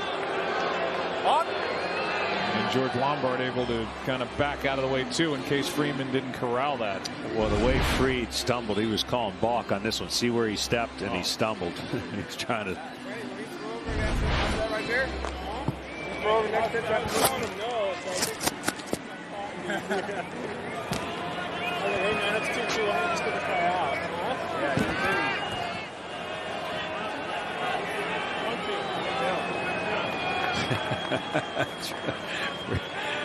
Cody thought it was 2-2. Freddie told him it was 1-2.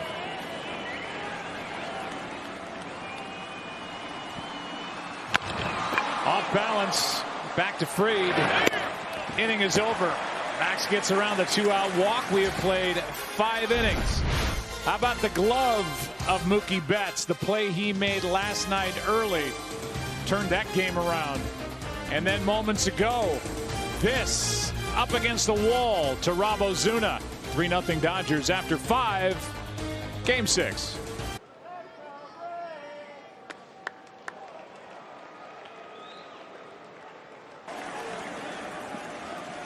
Pitch number 75 of the ball game from Walker Buehler to Travis d'Arnaud, who has figured Buehler out to the tune of 2 singles, is a strike.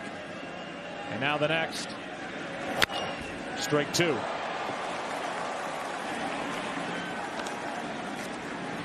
When we talked with Dave Roberts, he talked about Buehler going 6. The way he rolled through the 5th with that good defensive play by Betts out and right. He's got to have loftier expectations than that now. 0-2. Well, the thing about Buehler that's different in this game than the first game, he has much better command with his pitches. Throwing strikes when he needs to, even when he gets in trouble.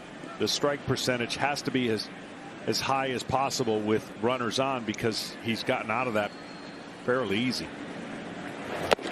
Strikeout number 5 in the ball game.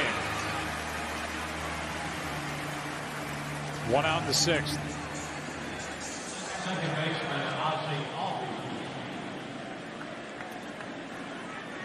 Here's Albies. In case you're wondering how these games are going in this ballpark here in Arlington, it's a lot like if you watch the NBA, if you watch the NHL.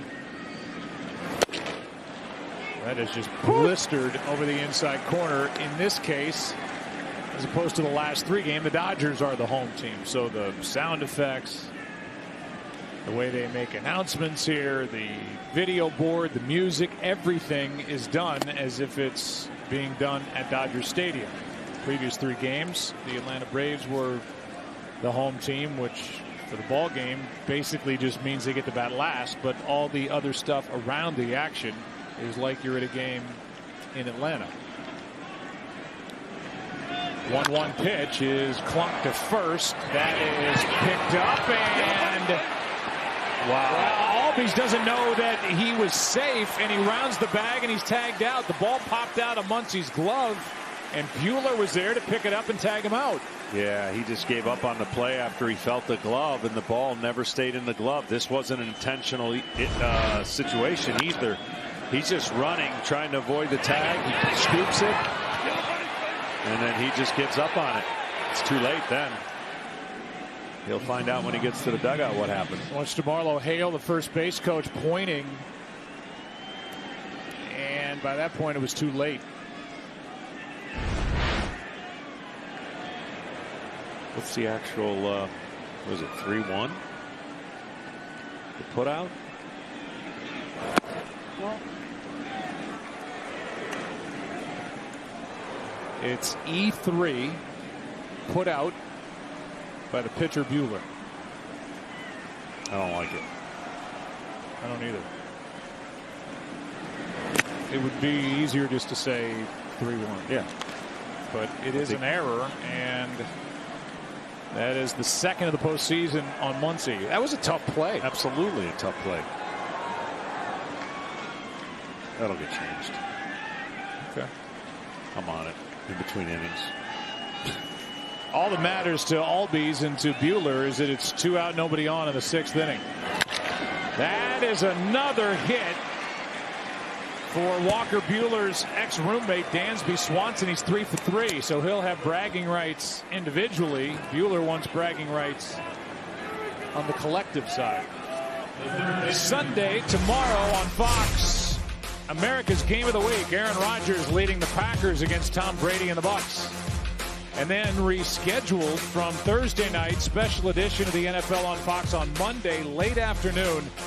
Chiefs traveling to Buffalo to take on the Bills, which is also available on the NFL Network and streaming on Amazon Prime. 7-8-9 for the Braves, 0 for 6. And that includes Austin Riley at the plate. That's strike one. We talked with Brian Snitker, and I asked him about Swanson. You know, could use him getting back to how good he was during the year, and well, 3 for 3 will get your confidence going moving forward if you have a Game 7 and beyond. Riley, runner goes, throw down by Barnes is no good into center field. Popping up and heading to third base, Dansby Swanson. Stolen base, E2. To Samsung Galaxy, download the all-new app for an interactive fan experience that you can control around the diamond in real time. Available only on 5G-enabled Android devices. Bottom of the 6th inning, Dodgers bat. Bottom 2 in the order, Kike Hernandez chops one left side. Riley has out number 1. You have no idea the mindset it takes for a young pitcher to give up 3 in an elimination game, or a game that takes you to the World Series, and to hang in there and keep your team and give them a fighting chance to this point is an incredible job by Max Fried. Yep. A lesser guy could have imploded. And they were on the phone to the bullpen in the first inning. Yeah. After having a bullpen game yesterday with Minter, Matzik, Green, Smith, Webb, Tomlin, and using 5 guys the night before. Ball 1 to Austin Barnes. By the way, congratulations, you're right yet again. They took the error away from Muncy on the ball that was hit by Albies, and it just goes down as 1 unassisted. Maybe they were listening. Pressure. Think so? No. I don't know, but that's kind of an odd ruling too, because the first baseman did touch it. Yeah. Right? I mean, it's taking him entirely out of the ruling. Yeah, I can't get an error if the guy doesn't touch first base. Like, he never touched first base, so he was never even. He could have kept running to second and third and home. He'd been out. Got to touch first. So Muncy has an error taken away, a hit, a stolen base, still an error on the throw by the guy at the plate, Austin Barnes. As Fried misses inside at 93, the count goes to 3-1 with 1 out here in the 6th.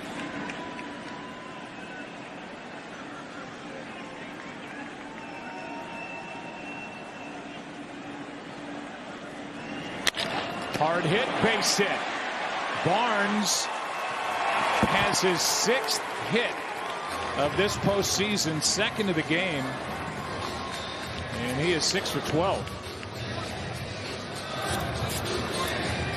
Talked about the pitching matchup coming up tonight, Game 7 of the ALCS on TBS. The Astros trying to make that comeback from the brink. Down 3-0, now 3-3 against the Tampa Bay Rays. Then, if necessary, back tomorrow night for Game 7 of this series between the Braves and Dodgers at 8 Eastern, 5 Pacific on Fox.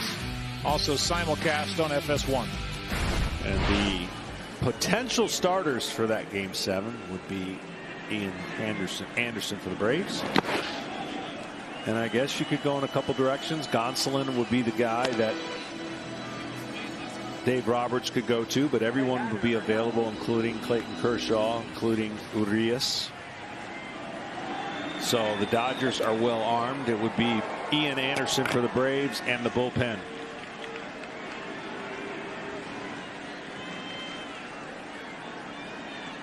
One on, one out. Ball 1 to Mookie Betts. He's been on base twice. Made a great catch out in right yet again. No, that's inside. Takes it inside here in the count 2-0. How does our great director, Matt Gangle, know that that's Ian Anderson behind that mask? That's my question. Much tougher to figure out, isn't it? That could be anybody. I could see a little bit of the Matt should beard. That should work for TSA. There's a strike over the inside corner, 2-1. Betts. He's flied to center, singled, walked. Has yet to go deep in this postseason after hitting 16 home runs during the regular year. Grounds to third, might be. Riley starts it. Albies in the middle. And the double play ends the sixth. And Max Fried keeps rolling right along. Seventh inning. Game 6. Braves coming up down by 3.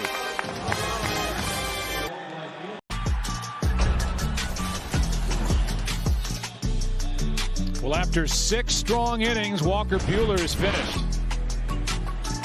He got into and out of trouble a couple of times, never in deeper than bases loaded, nobody out in the second. He struck out Riley Markakis and got Pache on a ground ball. And there's the ball game for him. Less than 90 pitches, and he gives way to Blake Trinan. Blake Trinan's nasty, but I can guarantee you the Braves are happy that anybody but Buehler is in the game right now. That is fair. Greeted by Markakis with a shot down the right field line. And Nick Markakis will dig for 3 and make it easily with a triple. And here come the Braves. This pitching change will prompt a lot of questions, and it's going to be up to Trinan and the rest of the Dodgers bullpen to make the answers come easy for Dave Roberts, as this pitch was smoked by Nick Markakis. He had not given up a hit on a cutter since August 16th. 0 for the last 17. Well, that has ended. And a guy who had a hard time catching up to fastballs got a cutter in her half. And like I said, I mean, a pitcher comes out and instantaneously the offense thinks, thank you.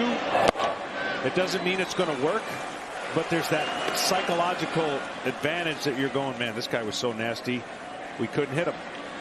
Trinan got the win last night with 2 perfect innings and a strikeout, and he's right back in there today.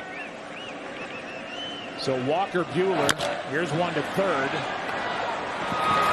Low throw and dug out by Muncy for out number 1 as Turner makes that play, and Markakis holds at third. 1 down.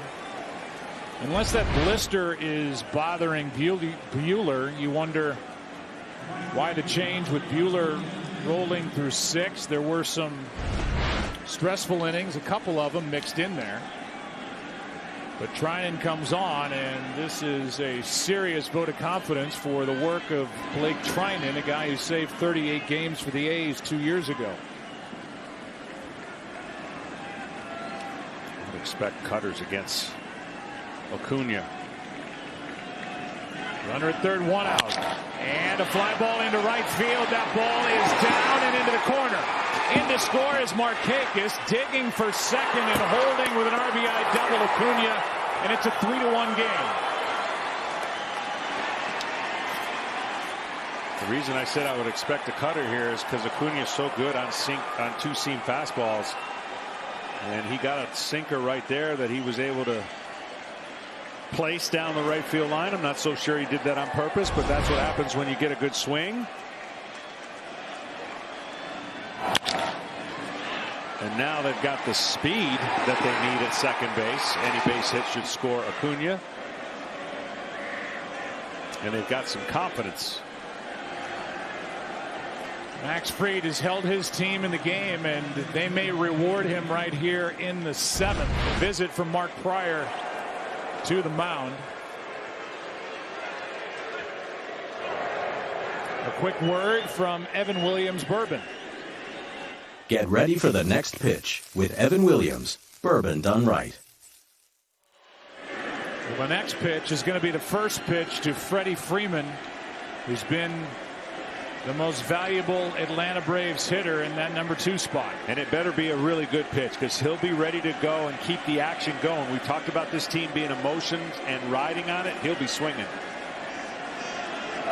And he comes up empty. Let's go down to Tom Verducci. Tom? Yeah, the Dodgers have been very careful with Walker Buehler all year. And his last start in Game 1, his season-high pitch count of 100. Tonight's start, it's his first time he's pitched on the 5th day.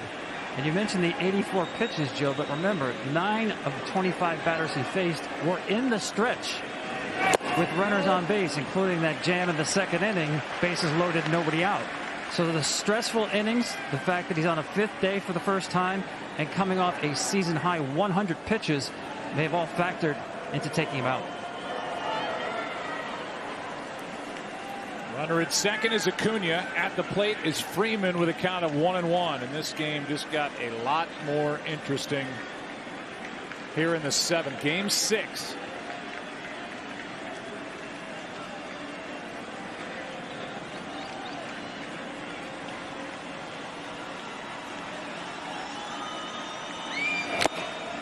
Well, the Braves, one of the best teams in all of baseball from the 7th inning on at doing damage, and they're hoping they can do that one more time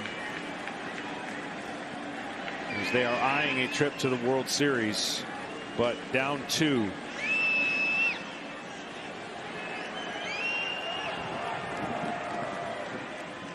One ball, 2 strikes on Freeman.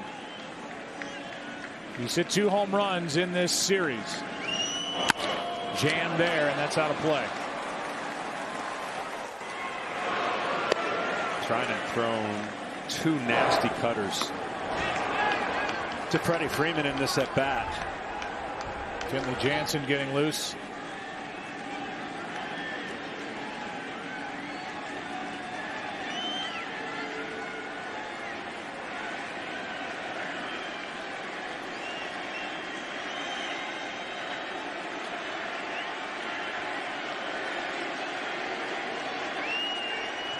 Here comes a 1-2 pitch.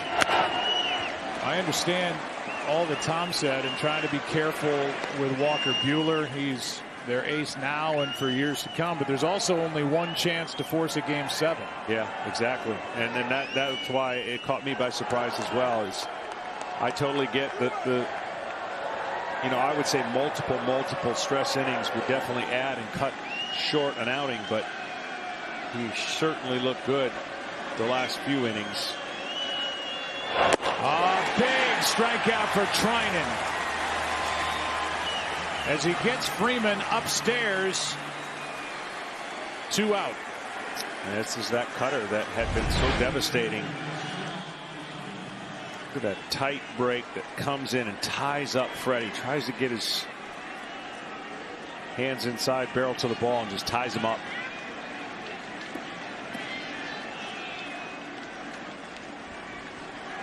Good matchup here, though. Strength against strength. Marcell Ozuna 0 for 3. 3 home runs this postseason. He drove Betts to the wall in right back in the 5th. Trinan. 98. I mean, both of them let it go. Trinan let it go, and Ozuna let it eat with his bat. But that sinking fastball at the bottom of the zone disappeared.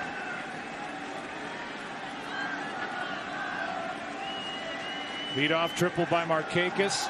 A 1-out RBI double by Acuna. And the 0-1. Strike 2. You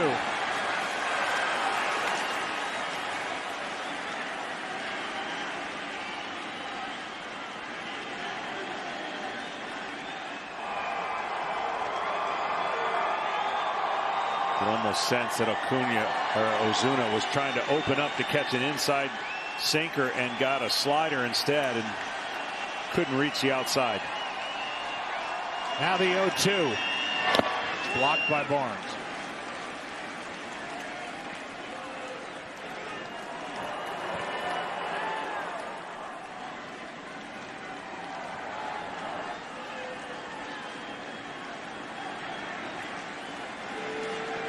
Markakis got it going.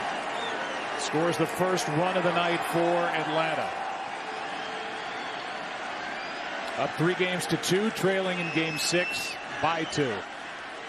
Tying run at the plate. Fly ball into right. Easy play for Betts, and Trinan, greeted with that leadoff triple, limits the damage to just 1 and gets Freeman and Ozuna to send us to the 7th inning stretch in Arlington. Dodgers lead now is 2. 2, 3, and 4 hitters for the Dodgers. Corey Seager first up against Max Fried, who is still out there. And ground ball to the right side. 1 pitch, 1 out. So Fried has now lasted longer in this game 6 start than Buehler. And he will pitch to Justin Turner. I mean, you could just tell, Joe, that Max understands what his job is, right? Just keep it right there. Offense has been good late. He's got that rhythm going. He's got the look. And he doesn't want to come out.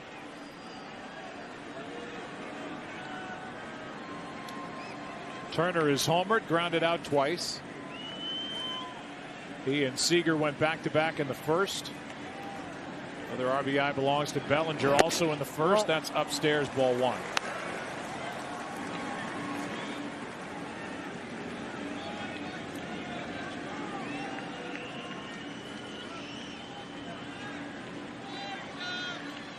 The impressive left-hander brings it. Breaking ball fouled back. 1 ball, 1 strike. Pedro Baez is up for the Dodgers in their pen. We saw Jansen up while Trinan was on the mound.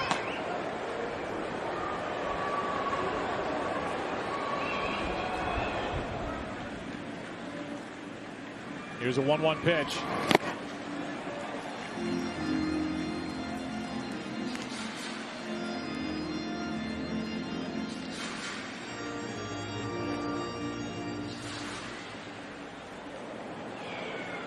Right-hander Darren O'Day is at least standing and throwing for just a little bit.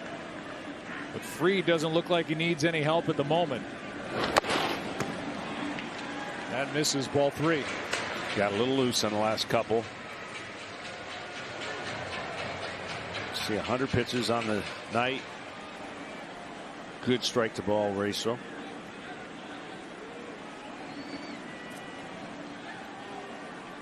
3-1.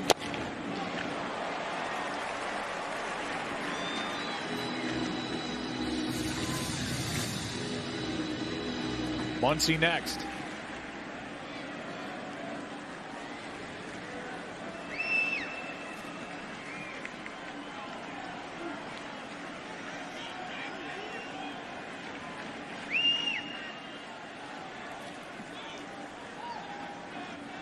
After a 3-1 breaking ball from Fried. The 3-2 pitch. It's a 1-out walk.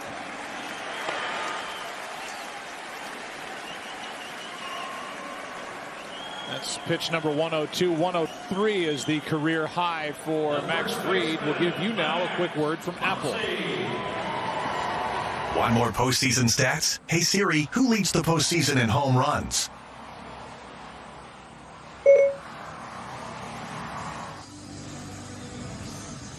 Here's Muncy. I believe the answer to that question might be in the other series.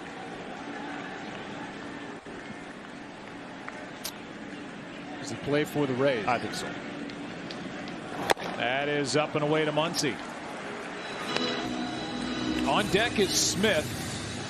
This is the last hitter for Max Fried. You can almost sense it. You can almost see him trying to rush to get through this inning. Been there, done that. Good pitch there for strike 1. Talking about Randy Arozarena, who has just burst onto the scene here with the Tampa Bay Rays. Multiple hit game after multiple hit game. Home runs. Real spark for that Rays offense and Kevin Cash. They will take on the Houston Astros tonight on TBS. And they'll also be playing against Momentum, which belongs to Houston in that one, as they've tied that series 3-3. Rays have exhausted a ton of options while they were up in the series with their bullpen. See if that doesn't come back to hurt them in the end.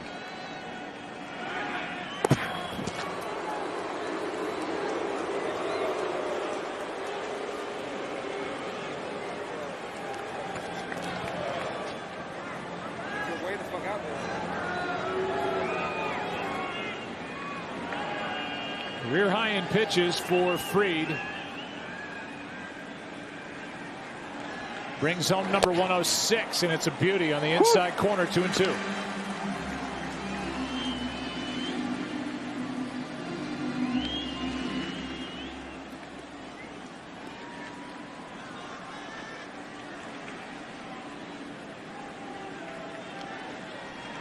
Just the second time all season that Fried has gone over the century mark in pitches. The next up.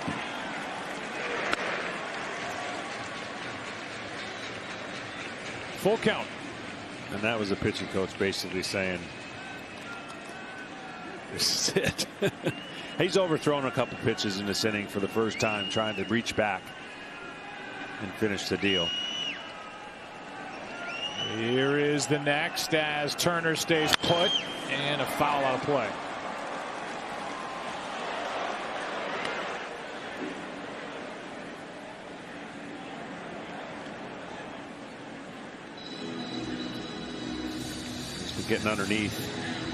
Getting underneath the slider and throwing that one up. He still has good touch on the breaking ball, but if he's got one more good slider left, this would be the time to throw it.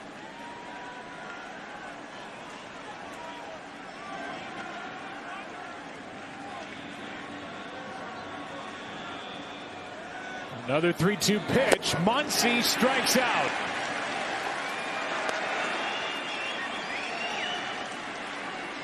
And with Will Smith coming up, here comes Brian Snitker after the 5th strikeout of the night by Fried. And we expect to see O'Day into the ball game, as that is a rarity, seeing Max Muncy chase one.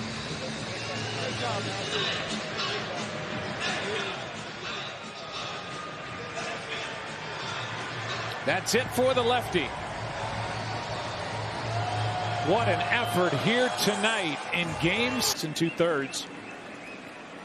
Struck out 5, walked 4, leaves with a man on. Turner. Aaron O'Day, the side arming right-hander, deals a strike to the DH Will Smith.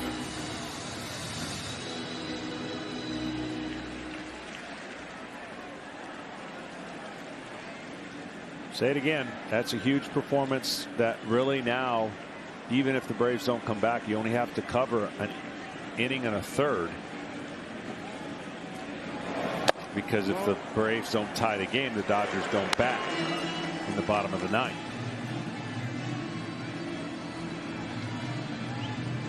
Just the second appearance by O'Day in this now 6-game NLCS. The interesting question on the Los Angeles side, Buehler's out. We've already seen Trinan. Baez is loose and ready to go if Dave Roberts wants to go that way. No, that's inside. But what are you thinking for the 9th inning? He already told us in that interview talking about Dave Roberts he'd like to stay away from Gratterall. Does it go back to Jansen? You know, if it stays clean and the Braves go in order, then that's what, 7, 8, 9 that somebody would face. So it very well could be. 2-1 pitch here is on the inside corner, 2-2.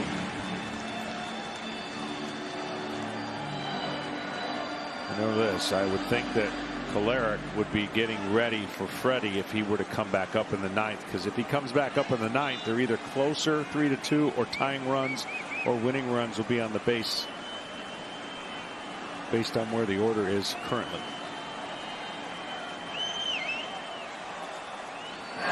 Here's a smash. What a pick by Swanson.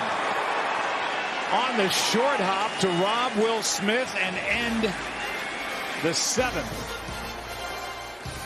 Wow. 8 left by the Dodgers. All the scoring for LA in the first, leading 3-1 after Game 6. Dodgers up by a couple, trying to get to Game 7 tomorrow night, and they turn to their 3rd pitcher of the game, Pedro Baez. Baez had the one little hiccup, but has been good overall. Darno leads it off, 2 for 3 against Buehler, takes a strike. Buehler went 6, no runs, 7 hits, 6 strikeouts, no walks. 84 pitches, Treinen 1 inning, 1 run, 2 hits, 1 strikeout, but he got through Freeman and Ozuna. 2 big outs for last night's winner, Blake Treinen. The next by Baez, fouled back. Strike 2. Yeah, that was the pitch right there for Darno. Now Baez got him in a hole. His fastball was right in the honey hole of Travis.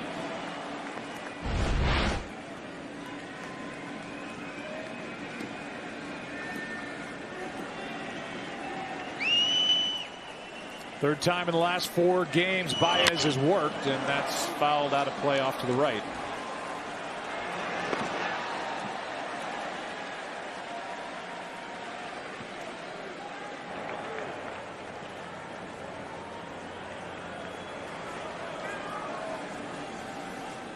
Much like Game 1, the starters have really been really good.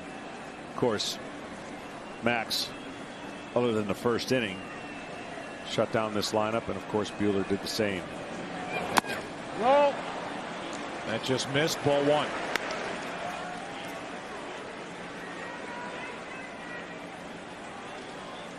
Fried outstanding. 6 2/3, 3 runs, 8 hits, all the runs in the first. Struck out 5, walked 4.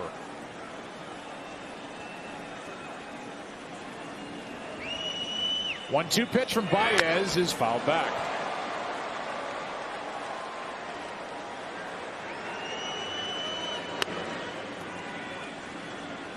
Darno with 2 hits, Swanson with 3. And then Nick Markakis, the only one to get a hit, 7, 8, 9, but it was a big one, leadoff triple.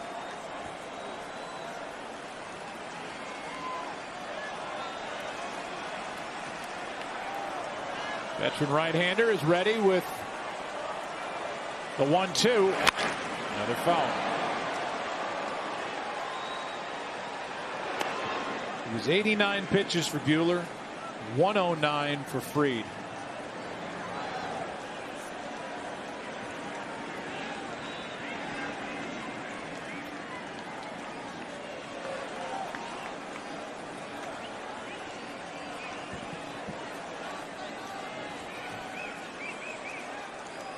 Baez trying to get through the 8th. Darno trying to get something kick-started for Atlanta. 2-2.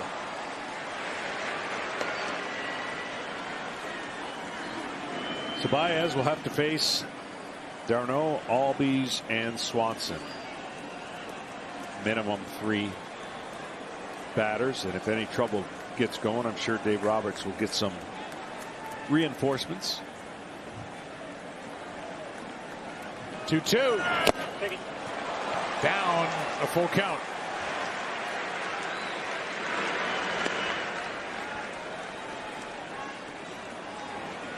Kenley Jansen is still on his feet in the Dodger bullpen, not throwing at the moment.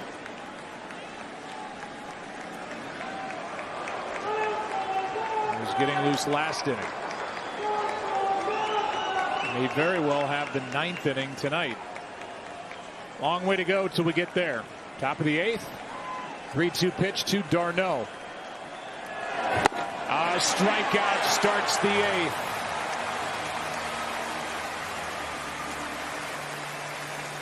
Batter will be Albies. Authentic caps, tees, jerseys, hoodies, and more. Get all your postseason gear and cheer on your team at home with the official source, MLBshop.com. That was a gutsy changeup. At least I thought it was a changeup. Off speed 3-2.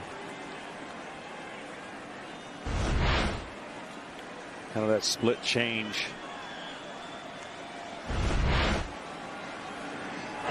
No. High for ball one to Albies. Curacao. He has shown his power with a couple of home runs in this NLCS.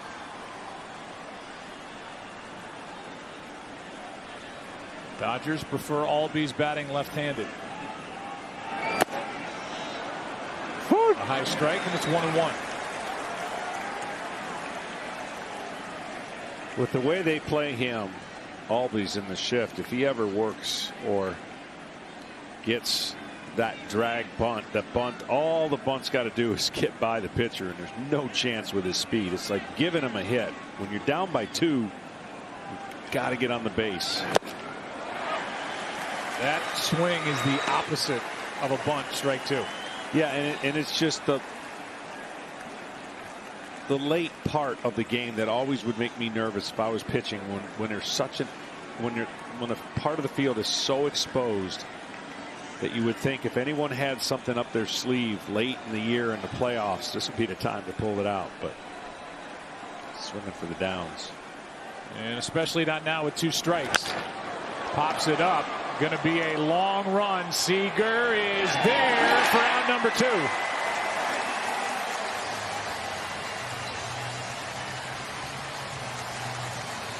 The reason it's Seager and not Turner, they want Seager to play his normal position in the shift, so he's the only one left on that side of the field, while Turner is way over in right field. But the big shortstop said, I got it, no problem. On the dead sprint. And now the infield swings around the other way for the right-handed hitting Dansby Swanson, who's the only guy in this lineup upset that Buehler came out.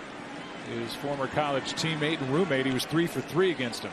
Well, somebody between Swanson, Riley, Markakis, and Pache has to get on base to turn it over to the top of the lineup. Otherwise, you talked about who could come in the 9th. The 9th would face 7, 8, 9 if they get out Swanson right here. That's why any way, anyhow he can get on base, that just would help the Braves' chances in the 9th, whoever it's against. Get Acuna to the plate. Anybody else gets on, you get Freeman to the plate. That's down 2-0.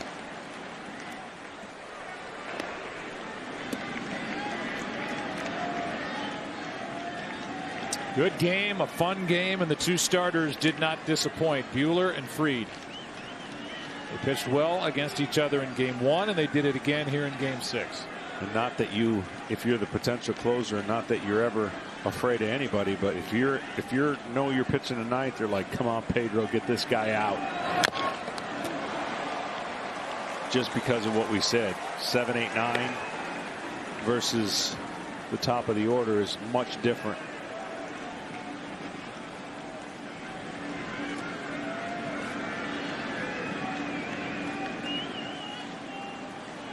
Albies hoping for, or Acuna rather, hoping for one more time to the plate.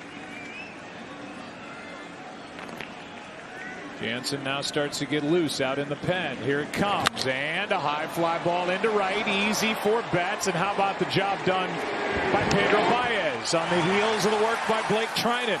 Bottom of the 8th inning. Dodgers coming up. Bellinger, Pollock, Hernandez, they lead. Think that's a drone? Think that's a drone taking those shots? No. Bellinger leads it off against the big right-hander Chris Martin to start the 8th. 2-run ball game.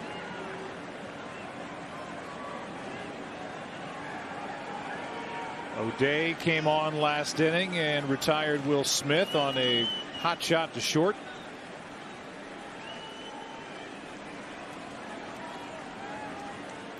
Bellinger 1 for 2. Fouls it back. Strike 2. Yeah, that's what I was talking about with Bellinger. It looks like he's moving right away from the ball, and he covers because he's got such long arms.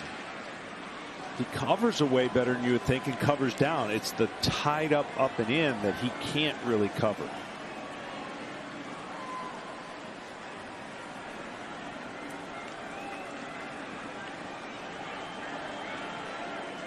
Oh, 2 from Martin.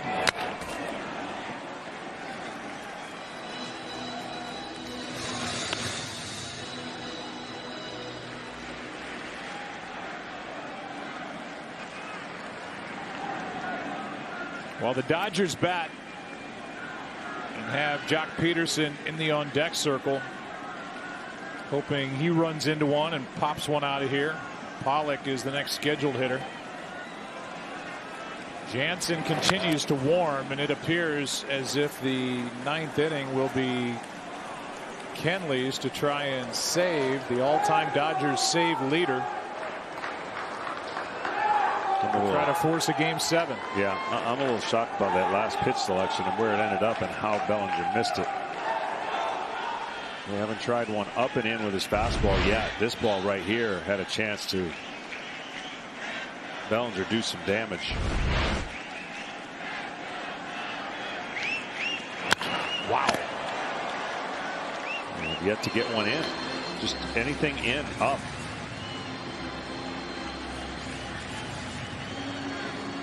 That was a rip by Cody Bellinger. So here you see, got a lot of movement, right, and the big long swing that he's looking to just. He's going to have a good spine for the rest of his career. He just wraps it. Good and loose. Right-hander brings it. That's high and tight. Oh, well, that's the way you have to do it. So now, if nothing else, if you want to go away later in the at-bat, you can do that because you just don't want a guy leaning out. If he's covering a foot or 6 inches off the plate, you know where that lane is that you can tie him up and get him out. You can't cover both. Impossible. Foul. And so far, Chris Martin hasn't hit one target with his breaking ball, and you can see where Travis d'Arnaud was set up on that one, and again about a 1.5 foot away from the target. That's where a catcher's got to get a little more inviting and just encourage his pitcher with some kind of emotion of get it in here, throw it right here, get that target so inviting.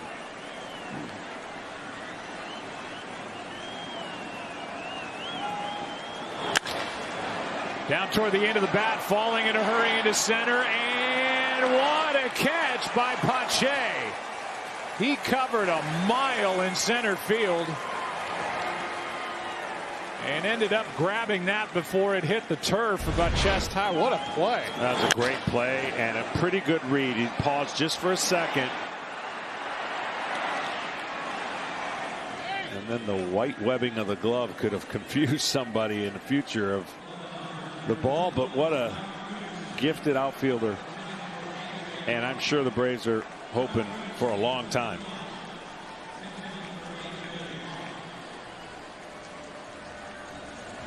It'll bring in Jock Peterson. So with all the hand-wringing about Kenley Jansen coming into this NLCS and inconsistent velocity and the cutter not cutting, and his manager Dave Roberts saying, I don't feel compelled to declare a closer right now coming into this NLCS for a guy that's been there front and center, the back end of the bullpen, 8 straight divisional titles for the Dodgers. A lot of big postseason saves. He relieved last night and struck out the side in a 7-3 ball game to end the night.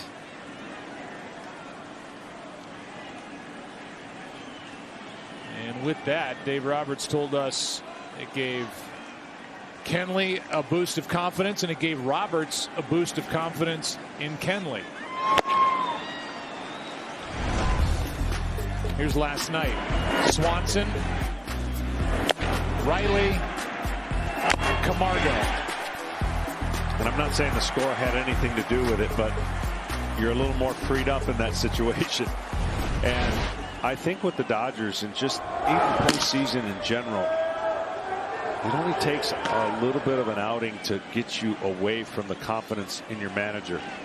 But Dave Roberts has, and probably in the past has, belief in his players. Sometimes it works, sometimes it doesn't. But it's not just, he's not guessing, right? Everything's calculated. They've got reasons, and it may not make sense to certain fan bases, but they've had to use a lot of guys the last couple days, and we'll see if that's in fact the case, Jansen, and tonight. I mean, in the past, it's just a no-brainer. You're up 2. You need to win to force a game 7. Jansen comes in, and odds are he's going to get through it and give you at least one more game in the postseason. Check in with Kenny Rosenthal. Kenny, what do you think about this unfolding situation? Well, Jansen has gone back-to-back only once this postseason, and it was game 2 of the division series against the Padres, and it did not go well. The Dodgers were looking to match him up against left-handed hitters. He gave up 3 hits to left-handed hitters with the score 6-3. It went to 6-5, and Joe Kelly had to close it out. So I asked Dave Roberts before the game, what about Jansen back-to-back? And he said, I'd be betting on his adrenaline, and of course he is factoring in last night's performance. And he did mention the fact that of the Dodgers' current options, he is among the most rested. Both bullpens have been worked over. And with big ERAs, the Dodger bullpen coming into this game 6, 5.5, and the Atlanta bullpen, because of all that work, 7.82. Good relief work in this game so far. Here's a 2-2 pitch. Peterson breaks his bat and lines one into right center for a base hit. John, the Dodgers are 0 for their last 13 with men on base. They've left a lot on the table in this game. They've stranded 8 runners on in the ball game. They needed good pitching tonight so far. They've gotten it. Here's Kike Hernandez as the Dodgers try to tack on, leading by 2. And that's unlike them, right? When runners get on base, they've been pretty good coming into this game. They were hitting .310 with runners on base, and even the Braves had been pretty good. So runners on base had been a good formula, but tonight you mentioned that number, uncharacteristic.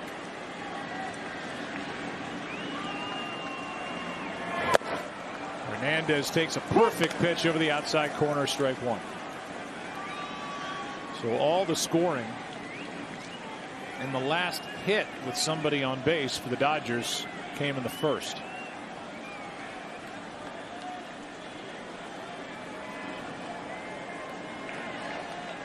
A 1 pitch.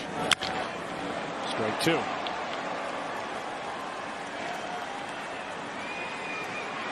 Well, Mookie's been such a big part of the last 2 games.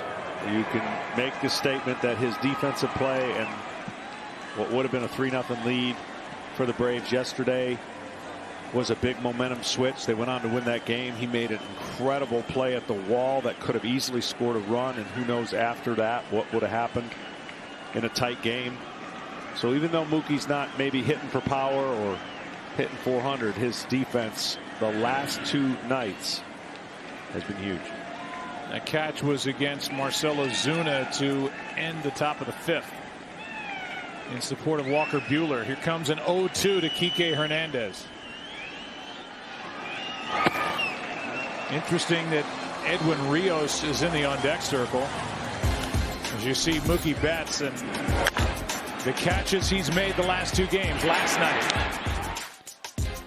And the reason that was so big is it ended up overturning a run that was tagged up, and the man that tagged up that didn't score is the man that hit the long fly ball that could have gone easily for a double or a triple.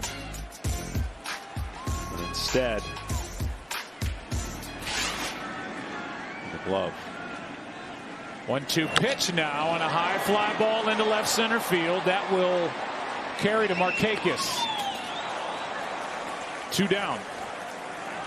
And now Edwin Rios is going to bat for Austin Barnes, and that means that the Dodgers are willing to lose their DH. Will Smith started this game as the designated hitter. He'll have to come in and catch. But right now Dave Roberts is hoping Rios can connect with one. He's hit 2 home runs in this series, and he bats for Austin Barnes in the 8th.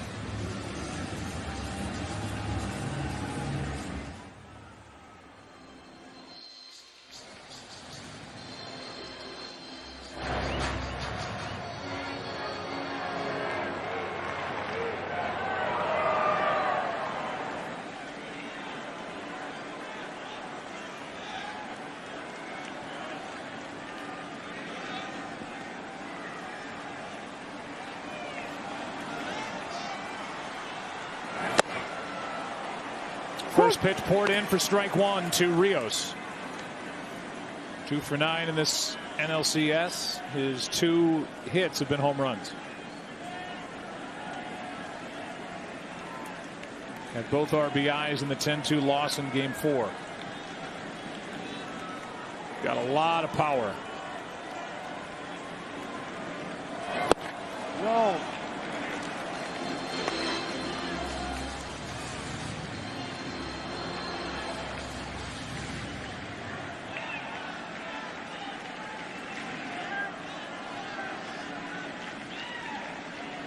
I'd like to see Joey Gallo and him go at it in a home run hitting competition.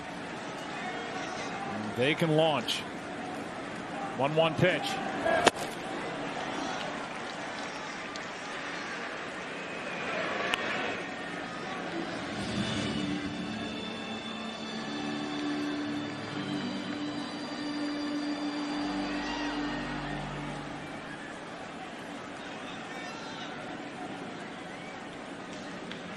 Three hitters due up in the 9th inning. You just saw Riley, Markakis, Pache. Bottom 3 in the lineup for Atlanta. That is up for ball 3.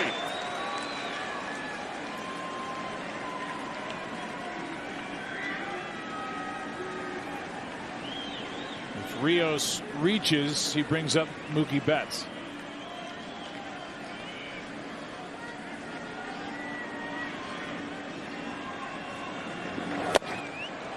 Willing to take, and it's a full count. That means the runner at first, Peterson, will take off.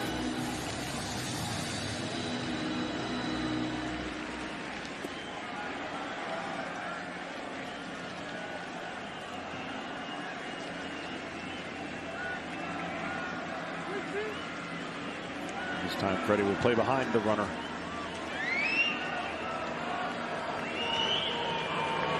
Peterson goes on ball 4. 2 on, 2 out for Betts.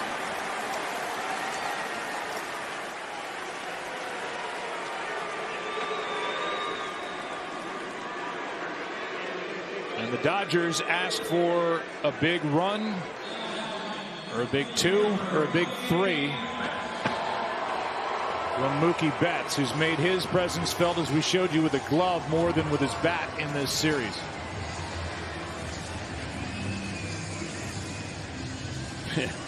I can only think if Kenley Jansen sitting down there wanting something to happen fast, one way or another. 3-run homer or an out, like you just sit there waiting to get in to do your stuff. Been warming up for a while. Can't keep throwing.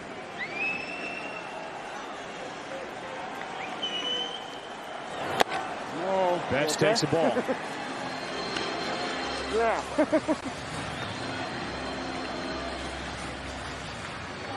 Well, in this inning, Martin has not been as sharp location-wise. He's been flirting with a couple things. He needs to make 2 of the best pitches, or 1 of the best pitches he can make, to get this young man out and give the Braves a chance in the top of the 9th. It's turn 28, Mookie Betts. 1-0 pitch. In for a strike, a ball and a strike.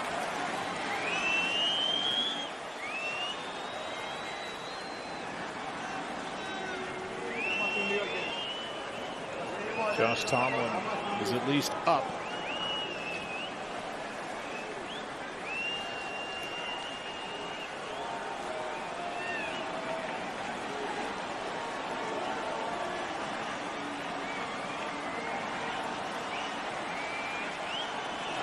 That is foul. Strike 2.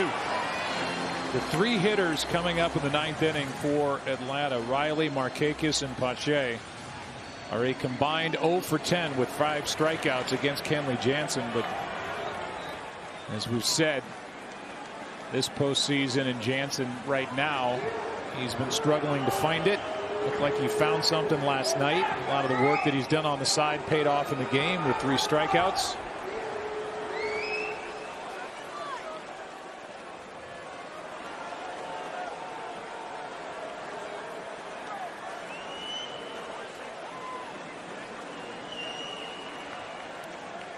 Martin brings it.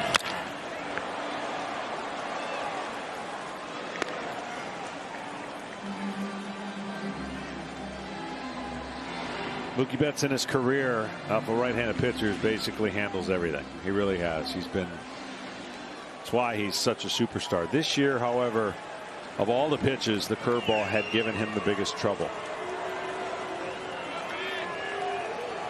But in his career, he's hitting over 300 off the curveball.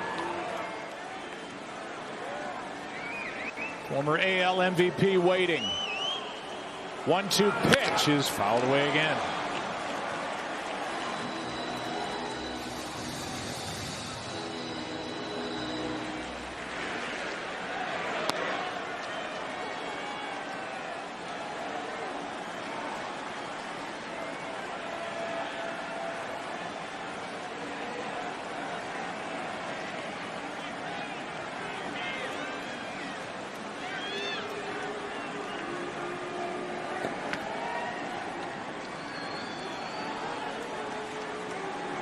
Martin steps off.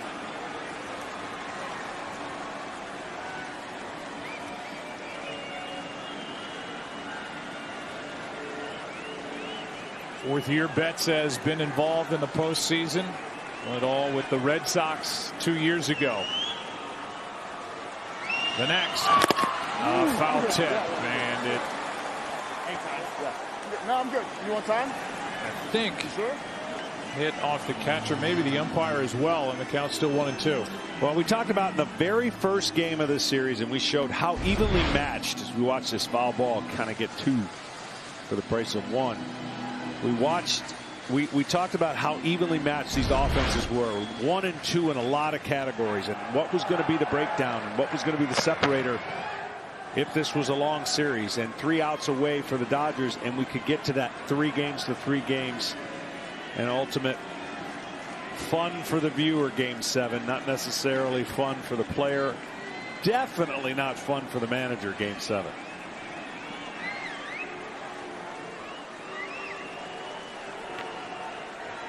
Long at bat, 1 ball, 2 strikes.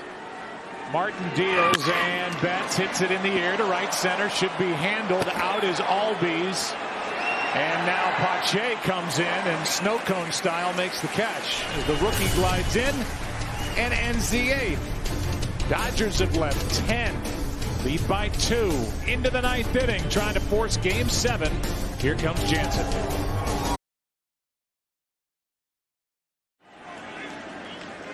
Austin Riley first up against Kenley Jansen, and a line drive into left field is caught on a diving, rolling catch by Jock Peterson just into the game.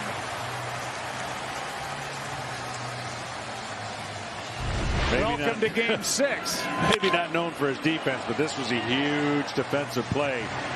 Coming in the game, got to be ready, can't assume, and needless to say, a pretty big play. So Jansen is in to close it. He appreciates that play by Peterson in left. As we said, the Dodgers lose their DH as Will Smith, who was the DH, is in catching. And those are the defensive changes. Plus this guy on the mound. Remember, the Braves obviously have to get 1 guy on the base to get Acuna at the tying run. Here's a fly ball into center. Easy for Bellinger. 2 up, 2 down. And instead of Pache coming to the plate, it will be Pablo Sandoval to face Kenley Jansen, trying to get this game to Acuna.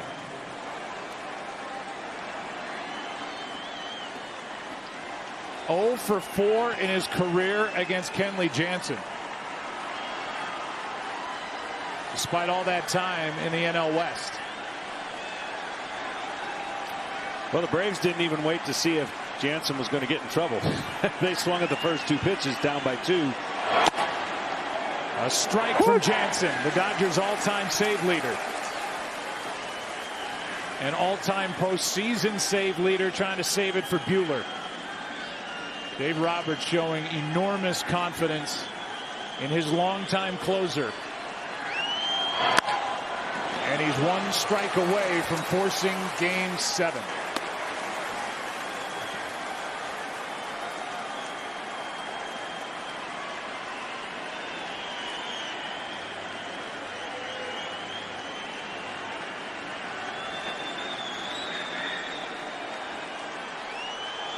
Here it is. Back to the screen by Sandoval.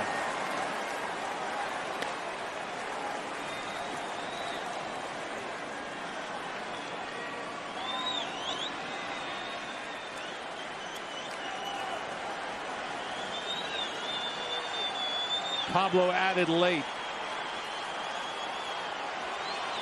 0 for 2 this postseason as an Atlanta Brave. 0-2 pitch.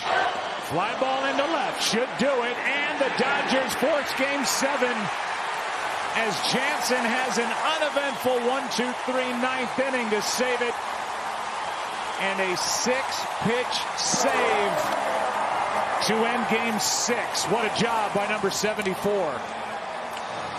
That really was. It was quick. Not much stress.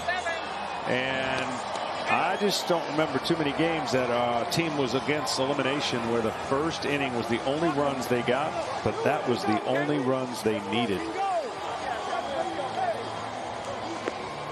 And this is the third time with 2 LCS Game 7s in a single postseason. You have to go back to 03 and 04, and Kenley Jansen gets his 18th career postseason save.